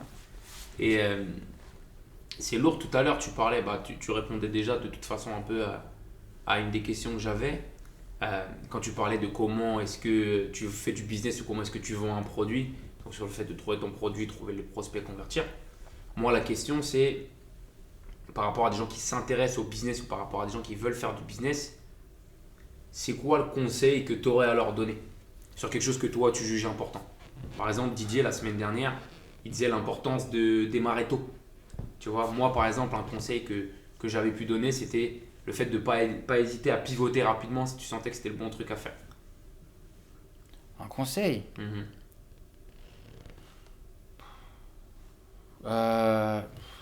conseil non. Tu vois, je vais pas me faire des amis, mais Demain, tu as ton petit cousin, il vient te voir, il te dit je veux faire du business. me parle pas de mon petit cousin, parce que c'est exactement ce qu'il a appris la semaine dernière. C'est pour ça que je te dis ça. Ouais. Et que j'ai été assez dur avec lui, parce que mon but c'est de revenir à la réalité pour prendre des bonnes décisions. Donc je suis pas là pour vendre du rêve, je suis là pour faire revenir à la réalité. Et faire revenir à la réalité, c'est pas Jojo, hein. Les gens ils veulent pas revenir à la réalité. Moi en premier, hein. C'est pour ça que je me suis arraché à World of Warcraft quand j'avais 15 ans. Hein. Donc parce que c'est dur la réalité. Pourquoi je ne vais pas me faire d'amis, c'est que tu disais un conseil pour les gens qui veulent se lancer dans le business. Un truc que toi tu juges important avec l'expérience.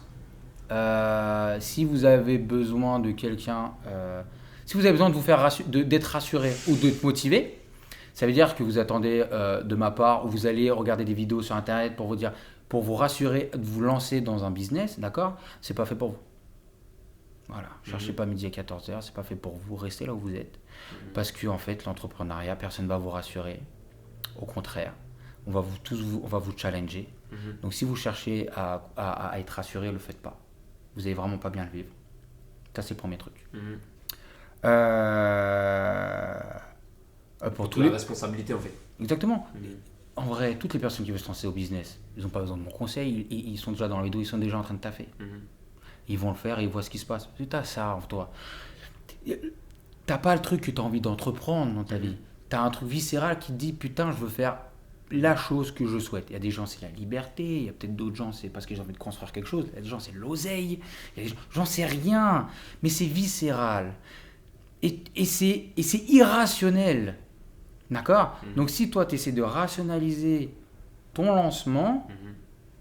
et t'essayes et tu veux, parce que c'est un des trucs qu'on a vu, et t'essayes de trouver, qu'est-ce que j'ai dit tout à l'heure, de te réconforter dans l'idée, Rassurer. d'être rassuré, le faites pas, hein, c'est pas pour vous. Hein. D'accord? Personne va vous rassurer. Personne nous rassure. Et je vous promets que tu peux voir tous les entrepreneurs, on parle de la même chose, personne ne rassure personne. En fait, c'est à nous de rassurer tout le monde. Tout le monde vient nous voir quand ils ont des problèmes. Willy, j'ai perdu tant d'argent, qu'est-ce que je fais? Pierre Mathieu, j'ai eu ça, un problème avec leur SAF et tout, avec l'autre, qu'est-ce qu'on fait? Non. D'accord. Si demain on n'a pas la solution, on est les démons. Comment ça, ils n'ont pas la solution? C'est pas bien, moi je les ai suivis, etc. Ça va aller très vite. Je leur ai fait confiance. Personne ne te rassure. Donc vraiment, le faites pas.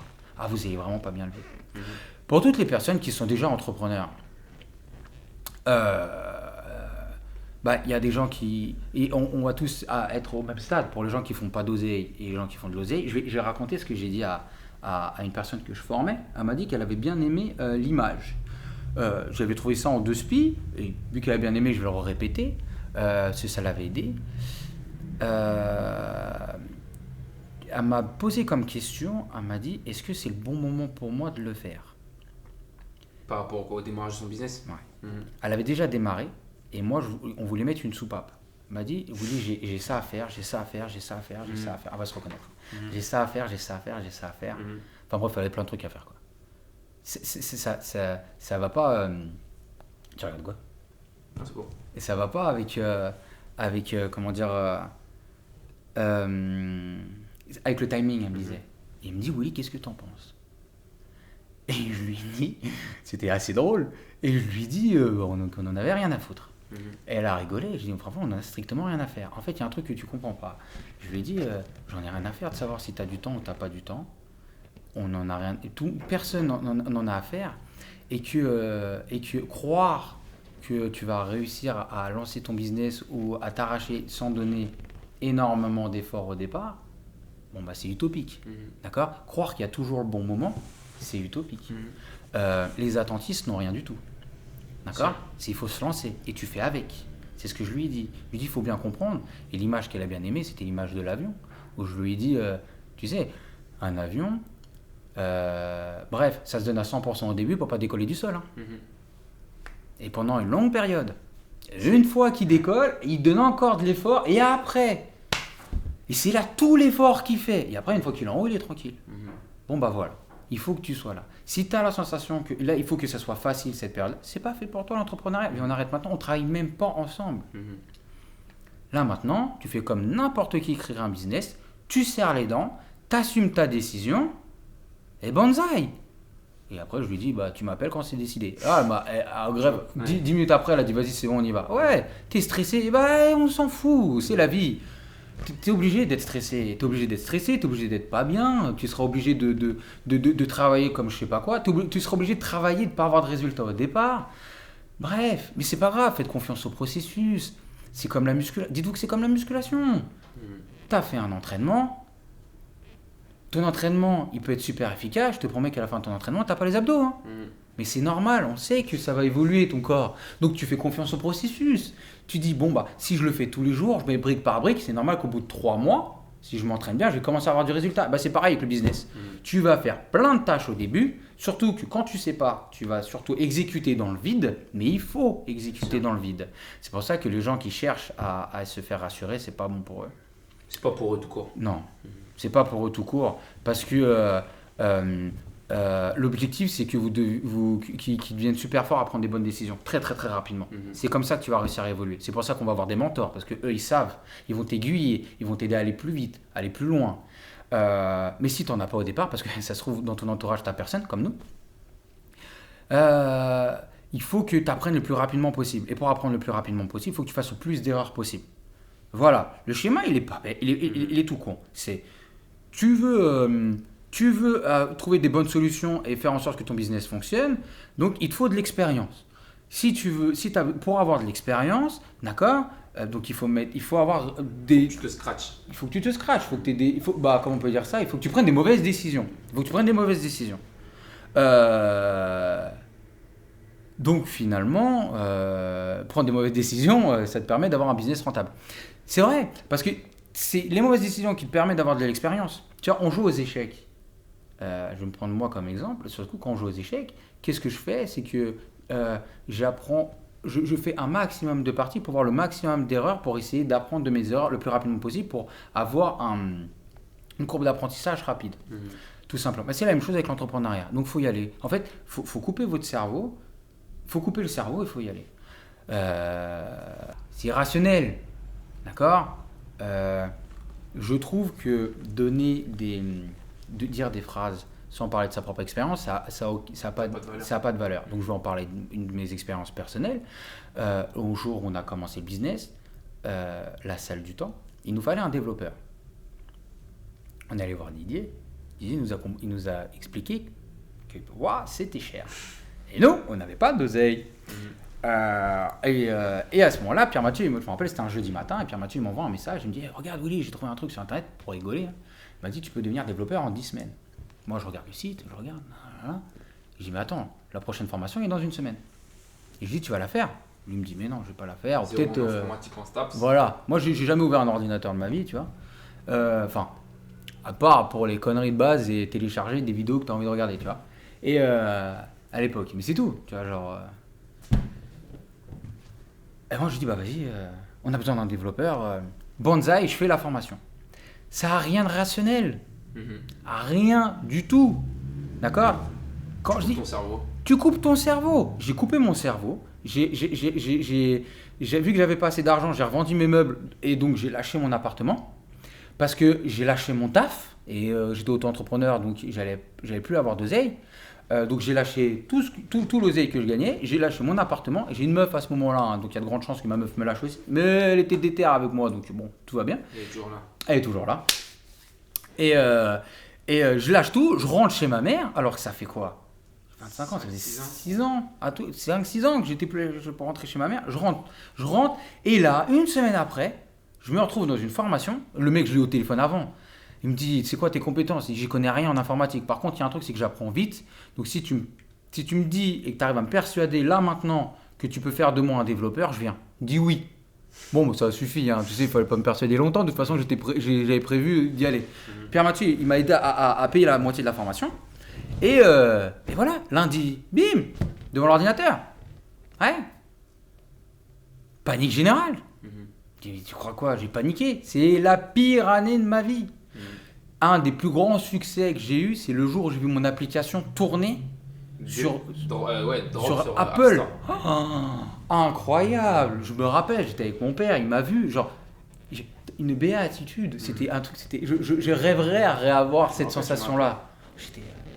Je ne pouvais même pas parler. C'était incroyable. 1 an de taf, charbonné comme jamais. J'y connaissais rien. Adi, il était là, il m'a aidé aussi parce qu'on s'est rencontrés là-bas. Vous imaginez que mon 3e associé, on l'a rencontré là-bas. Tu sais, il y a un moment, genre, tu le sens le truc, il faut y aller. Et quand tu le sens, on le sait tous quand on le sent le truc. On le sait tous, la meilleure décision, on le sait tous. Tout le monde le sait, on l'a tous vécu. D'accord? On le sait. Chacun l'appelle comme il veut. Ok? Mais on l'a tous vécu. Et il y a un moment, faut y aller, même si tu sais pas ce qui se passe derrière.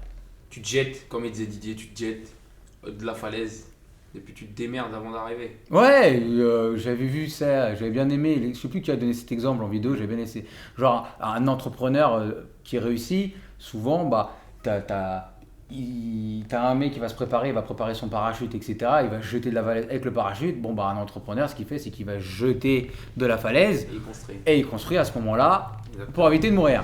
Exactement. Voilà. Bah, je vous promets que dans le besoin, on fait les choses, on apprend vachement vite. Hein. Enfin bref.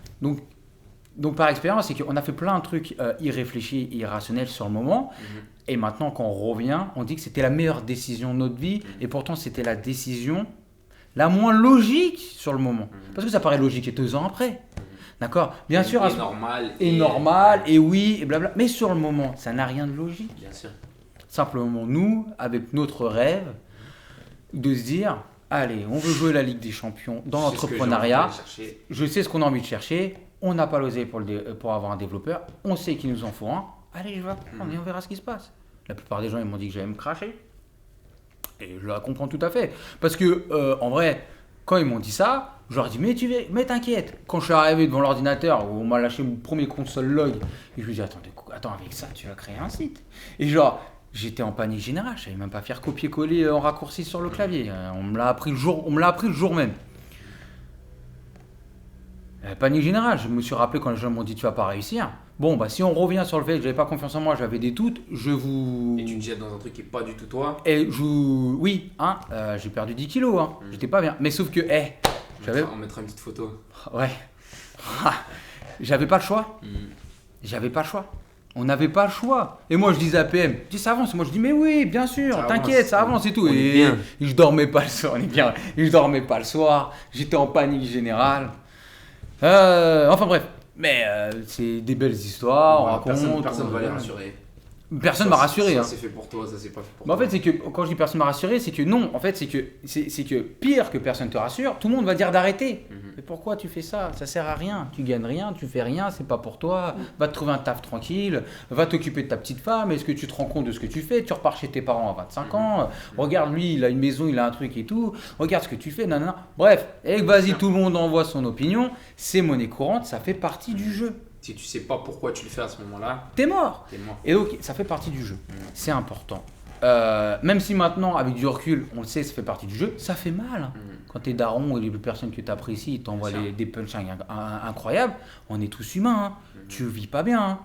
T'as la haine contre eux, t'as le seum, tu te remets en question, tu doutes, tu dis est-ce que c'est fait pour toi. Mais il y a toujours cette phrase-là qui revient. De toute façon, c'est que si je fais pas ça, qu'est-ce que je fais?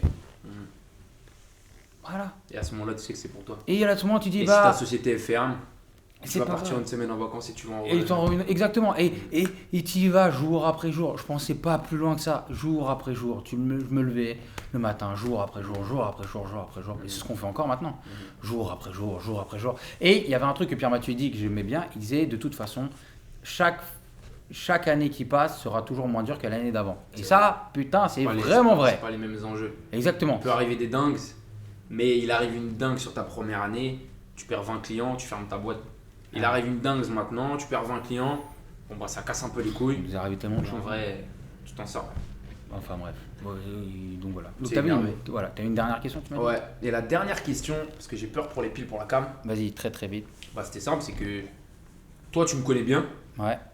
que ce soit dans la vie ou à travers le business, etc. Et c'était comme DJ, savoir, parce que tu vas sans doute même avoir du recul que moi j'ai pas.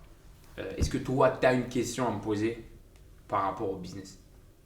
Ah, c'est moi, j'ai une question. Sur mon profil, sur ce qu'on fait, etc. Ah ouais, tu me prends de court. Ouais, je sais bien, tu fais que ça, t'as pas lu les questions. T'as pas lu les questions. J'ai une question pour toi, pour le Ouais. business. Prends ton temps.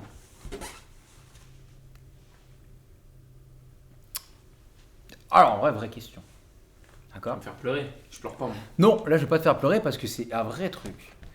Je prépare ma question. On parlait d'interaction sociale. On parlait du fait de... Je regardais comment les gens faisaient, méthodiquement, etc. D'accord? Là, Kakashi Ninja Copieur, j'ai essayé de copier les personnes qui avaient à côté de moi et je reprenais ce qu'ils faisaient. D'accord? J'observais. Toi, j'ai toujours essayé de te copier par rapport à ce que tu dégageais, ce que tu faisais. J'ai jamais réussi. Ça m'a créé un niveau de frustration incroyable. Sur les interactions. Il n'y a pas à débat. D'accord? S'il y en a bien un dans mon entourage qui a réussi à me créer un niveau de frustration plus que FIFA, d'accord? C'est bien toi. Parce que je ne comprenais pas comment tu faisais et j'ai essayé de refaire la même chose que toi et je voyais que quoi que je fasse, c'était jamais aussi bien que toi ce que tu faisais. Donc la question c'est comment tu fais? C'est tellement pour que les gens ils comprennent, d'accord? C'est que quand on me demandait, quand on connaît pas Pierre Mathieu, on me disait et ton associé comment il est? Et moi je disais écoutez, mon associé il sait faire plein de trucs, mais le truc là où il déchire, c'est dans les relations humaines. Vraiment, enfin, dans créer de la relation. T'as l'impression que tout le monde a envie d'être ton pote, même pire que ça. Genre, on dit que quelqu'un il arrive à créer des relations quand derrière il arrive à avoir on va dire, tu sais, des numéros, des mails, etc. Et moi je leur dis, tu vois, voilà, les meilleurs ils arrivent à avoir un numéro, des mails ou même un rendez-vous. Lui il se fait inviter chez les gens. C'est limite si le gars il veut pas présenter sa fille. C'est toujours la même chose. Et je le vois, et moi dans ma tête je me dis, il faut que je sois comme lui, il faut que je sois à sa hauteur, faut que je me mette au diapason, d'accord? Donc vous comprenez bien après tous les problèmes psychologiques que ça m'a créé et pourquoi je me sentais pas utile dans la société. Parce que j'étais pas focus sur moi, mais sur PM. Mais dans la société, on ne me demande pas d'avoir 2 PM. Bien sûr. Exactement. Mais le jour où j'ai compris ça, ça a pris du temps. Et ça a pris énormément de temps. Il nous faut 2 personnalités différentes pour faire 2 travails différents, pour qu'on soit complémentaires, pour qu'on puisse exploser. Bien sûr. 100%. Maintenant, ça paraît tout à fait normal. Donc moi, la question c'est, mais réellement, comment tu fais? Mais j'en suis sûr que tu sais même pas. C'est-à-dire que tu as des pistes, mais j'en suis sûr que tu sais pas, parce que c'est trop inné. C'est inné, ouais. T'as trop de trucs, tu gères. Bon, enfin bref, j'ai appris. Donc voilà. Et il y en a plein qui, à ton contact, devraient apprendre ça. C'est tellement important. Il faut savoir que chaque problème qui est créé, c'est par rapport à une personne. Si tu arrives à avoir le lien avec cette personne-là et tu es bon pour la conversion, d'accord, ou tu arrives à transmettre ton idée, tu as géré le problème. Que n'importe quel problème est toujours lié à une personne. Pourquoi je dis ça? C'est pour ça qu'on était bon avec Pierre Mathieu. C'est que lui, il me ramenait tous les gens. Je ne sais pas comment il faisait. Il me ramenait tous les gens, tout le temps. Il arrivait toujours à aller checker les personnes, à aller voir les personnes.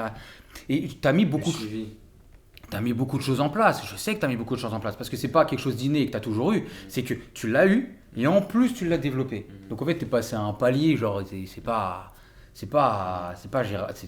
atteignable pour quelqu'un comme moi qui part de zéro sur les interactions sociales, tu vois. Ça m'a beaucoup aidé, hein, parce que j'ai visé ta façon d'être. Donc je suis arrivé quand même à un certain niveau que je trouve très acceptable et qui me permet d'avoir des amis. T'as une bande d'amis. J'ai une bande d'amis. Tous les amis que j'ai, tous les nouveaux amis que j'ai, c'est grâce à PM. C'est sûr que si vous regardez la vidéo de tous ceux que je parle, à part ma bande de potes d'enfance, la plupart, 80% des amis que j'ai là maintenant, c'est parce que PM les a fait me rencontrer. Il n'y a pas de débat. Genre, il n'y a pas de débat. Sans PM, j'ai 3 personnes autour de moi. Avec ça, rien de fessé. Tu vois? Et ouais, et en fait, c'est tellement important, je trouve.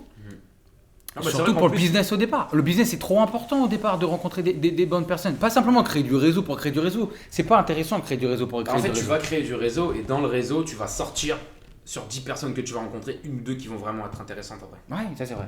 Parce que tu peux te pointer à tous les événements de networking que tu veux, donner des cartes de visite, soit c'est rien. C'est vrai que quand tu dis ça, moi je sais que je pense qu'une des choses qui a fait que j'ai vraiment développé mes interactions sociales au début, c'est que comme j'ai sauté des classes, comme je suis allé vite à l'école, j'ai toujours dû m'intégrer rapidement d'un côté, et j'ai toujours eu ce truc aussi où je sais que plus jeune, c'était important que les gens m'aiment.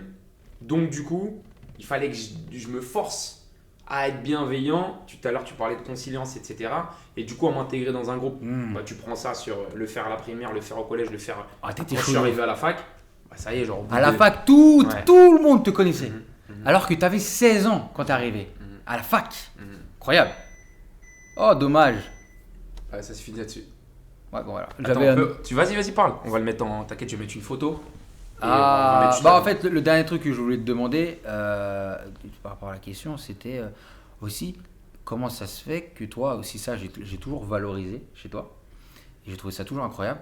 Comment tu faisais pour prendre des décisions, n'importe quelle décision, ou tu faisais même des actions et que tu y allais confiance à balle. Ouais, par exemple. Tout. Même la discussion qu'on a eue tout à l'heure. Tu me dis, mais je vais pas revenir, c'est une discussion assez personnelle, tu vois de quoi je parle, d'accord? Ce que je veux dire par là, c'est-à-dire que, sans doute, en fait, c'est-à-dire que vraiment, c'est-à-dire que moi, je passe ma vie à faire maintenant, j'arrive à l'avoir sans doute, d'accord? Je commence à comprendre le principe, mais je me remets toujours en question, et la limite entre douter et pas douter, elle est toujours infime. Je vais pas parler de comment je fais, peut-être un autre jour. On rediscutera de ce que je mets en place par rapport à ma psychologie, par rapport à ma personnalité, par rapport à l'ego, comment mettre les choses en place, comment gérer le truc. Je pense que ça peut être intéressant. Mais toi, j'ai l'impression que tu n'as jamais douté à chaque fois que tu faisais quelque chose. Genre bonsaï. Par rapport à ta personnalité. Parce que je sais que tu as douté par rapport au business. On en a déjà beaucoup discuté. D'accord? Ou moi, différemment, ou moi, j'ai moins douté par rapport au business. Mais par rapport à ta personnalité, j'ai l'impression qu'à chaque fois que tu faisais une action, c'était normal. Je pense honnêtement. Ou c'est peut-être ce que tu fais paraître. Tout à l'heure, tu parlais du fait d'être unique. Ouais. Tu vois. Et le fait d'avoir trouvé des patterns, ça t'a rassuré par rapport au fait d'être moins unique, etc. Moi, j'ai toujours pensé être unique. Mhm. Et je pense que, je dirais depuis ces 8-10 dernières années, je pense foncièrement être meilleur que les gens autour de moi. Ah oui. Tu vois ce que je veux dire? Mais meilleur par rapport à quoi? Meilleur par rapport au fait que je me dis, je suis un charbonneur Ok. et je sais que de toute façon, par le travail, tu sais, quand on parle de confiance en soi, etc., Meilleur moi, je par pense rapport à que tes compétences. la muscu, le travail, alors je sais pas pourquoi j'ai la loyauté qui me vient, c'est des trucs où en fait, ça m'a toujours permis d'avoir une très très grosse confiance, dans le sens que je me dis, même si demain je prends n'importe quoi et je suis une bite là-dedans, je sais que je suis meilleur que vous, donc je sais que je vais vous arracher. Donc si demain il y a une décision, une action, what the fuck, je sais que je peux y aller, je peux partir derrière tout le monde, dans ma tête je sais que je suis meilleur que vous, je sais que je vous arrache. Ah oui, d'accord. Si je mets en fait c'est vraiment la Ça se sensation. voyait quand tu joues au basket. Si je mets mon focus sur quelque chose, Hmm. je sais que je peux gagner en fait. Ouais. Mais dans le sport, ça se voyait Mhm. quand tu jouais. Ah ouais? Ouais, de Au fou. basket? Parce que pourtant ça c'était une période où. Ouais, mais justement, même je- quand tu joues au basket, même tu sais, quand on est parti à Los Angeles, Mhm. tu sais, t'es toujours. En fait, c'est. Tu rentres. T'as beau ne pas connaître les gens qui sont autour de toi, tu rentrais et t'avais ce truc qui faisait qu'on avait l'impression que genre tu pouvais arracher tout le monde. Alors qu'il y avait des mecs qui étaient super chauds, tu vois. T'étais pas forcément le meilleur joueur, mais à la fin, on avait 700. Tu te faisais remarquer. Mhm. Euh, Ah, je pense vraiment être meilleur que tout le monde autour de Ouais, moi. ouais, bah, j'ai très bien compris, hein, moi, ça m'a aidé, hein, Mhm. d'accord. Parce que là, je parle de moi par rapport à ce qui se passait avant, tu vois. Maintenant, à l'heure d'aujourd'hui, quand les gens me rencontrent, ils ont l'impression que c'est le même débat, Mhm. tu vois. Mais Ça c'est part de loin. ça part de loin, c'est très récent, Mhm. très récent par rapport à toi. Et très récent. Et surtout que je trouve pas ça négatif d'avoir un ego surdimensionné. Mhm. Au contraire, je pense que c'est important d'en avoir un pour prendre des décisions difficiles. Et on peut s'en détacher pour bien l'utiliser. Ça, c'est une autre discussion. Mhm. Donc, un des objectifs que j'ai, moi, pour les 10 prochaines années, c'est de réussir d'avoir un ego de plus en plus... De plus en plus surdimensionné. Non, c'est vrai, c'est vrai. Et de réussir à toujours garder de la distance par rapport à ça. Mhm. Parce que j'ai compris qu'un ego surdimensionné te permettait de prendre des décisions très difficiles avec énormément de confiance. Alors qu'avant, c'était un peu un blasphème, l'ego, tu vois. Mhm. Genre... Et il y a énormément de gens qui pensent que l'ego c'est pas bien. Ouais, alors que pourtant, c'est simplement un outil. Mhm. C'est simplement un outil, c'est comme un couteau. Mhm. À qui j'ai dit ça la dernière fois? Bah tiens, pour finir sur ça, ça va être très sympa, très marrant. Parce que je pense que les gens ne le voient pas de cette manière-là. Je vais leur expliquer comment moi je vois de cette manière. L'ego, c'est comme un gros couteau que tu as dans ta main et que tu ne peux pas lâcher. Mhm. D'accord? Soit tu as un tout petit couteau, donc tu as un petit ego. D'accord? Mais ça n'empêche que si tu ne le vois pas et que tu n'en as pas conscience, quand tu vas parler, tu vas faire des gestes comme un italien dans tous les sens. Et je te promets que tu vas autant te faire mal toi que la personne qui est en face de toi. Pourtant, avec ce couteau-là, tu peux cuisiner, tu peux protéger la personne qui est en face de toi. Tu peux blesser la personne en face de toi consciemment ou même inconsciemment, c'est ce que je disais. D'accord? Sauf que si tu as un danger très important, tu préfères avoir un sabre de samouraï, mon pote, qu'un petit couteau ridicule. Mhm. Sauf que tu es d'accord avec moi que tu as un super sabre collé à ta main, si tu t'en rends pas compte, quand tu fais tes mouvements, c'est pas le même dégât que tu fais avec un petit couteau. Je pense que l'ego, c'est simplement un outil incroyable, avec un pouvoir incroyable qu'on nous a donné. Je valorise grandement ce pouvoir-là. Et on en revient en fait de l'utiliser. Mais l'utiliser de manière sciemment, je pense que c'est vraiment quelque chose de très difficile. Mhm. De le diaboliser, peut-être pas du tout à te sentir bien et en accord avec toi-même. Ouais, je sais. Ah oui, c'est le tien. Je crois que c'était le mien. Et le diaboliser, peut-être pas du tout à être en accord avec toi-même, tout simplement parce que c'est une partie de toi, tu ne peux pas l'enlever. Mhm. Et donc, faut en faire ton pote. Quand on travaille avec, ouais. Bah, autant travailler avec. Lui, son objectif, c'est quoi? C'est d'avoir de la reconnaissance. Mhm. Plus il a de la reconnaissance, plus il va se développer et il va être énorme. C'est super. Le problème, c'est que plus il va se développer, plus il va être énorme, moins tu vas réussir à prendre du recul. En fait, ce qui est marrant, c'est que plus ton couteau il est grand, moins tu prends de recul, parce que tout de suite, tu as confiance, tu te valorises et tu t'identifies à lui. Et là, je te promets qu'à ce moment-là, les nouveaux problèmes arrivent. Mais moins tu en as, plus tu n'arrives pas à te désidentifier parce que tu as l'impression de ne pas te sentir bien. Mhm. Donc c'est dangereux les deux extrêmes. Et c'est important d'avoir un ego important pour réussir à mettre des choses en place importantes. Donc si tu as des ambitions et des projets importants, ça me semble judicieux de développer ton ego et d'en faire un outil plus que quelque chose de pas sain. Parce qu'il y a un moment, quand tu as une personne en face de toi et elle va vouloir te niquer, j'ai pas d'autre mot, que ce soit en termes de ta manière de parler, dans ta manière de argumenter, d'accord, ou va falloir gagner.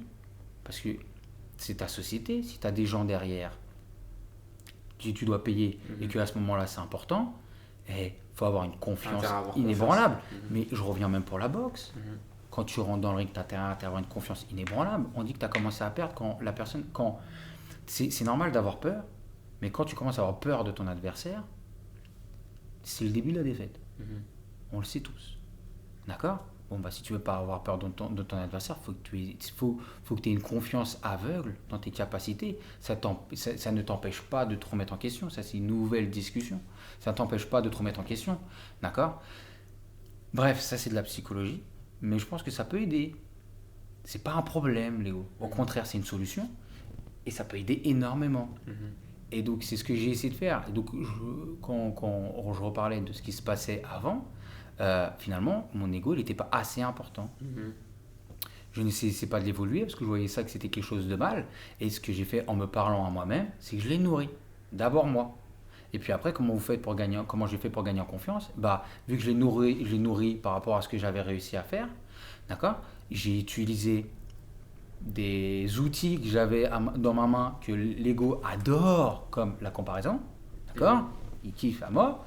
La comparaison, montrer que c'est toi meilleur un tel qu'un tel, etc. Enfin bref, je l'ai nourri au maximum avec ce que j'avais, d'accord ? avec ce que je pouvais avoir. Et à partir de là, une fois que tu le fais, tu vas pouvoir prendre des décisions plus difficiles. Et donc, tu vas réussir à gérer des problèmes plus importants. Et quand tu gères des problèmes plus importants, tu as plus confiance en toi, etc., etc. Et en fait, ça vient, et au fur et à mesure, tu te détaches. Tu arrives à parler beaucoup plus naturellement. Ouais, et puis on en revient aussi au fait de dire, tu es obligé, dans tous les cas, quand tu expérimentes, de passer d'un extrême à l'autre. Je suis tout à fait d'accord avec toi. Il faut passer d'un extrême à l'autre.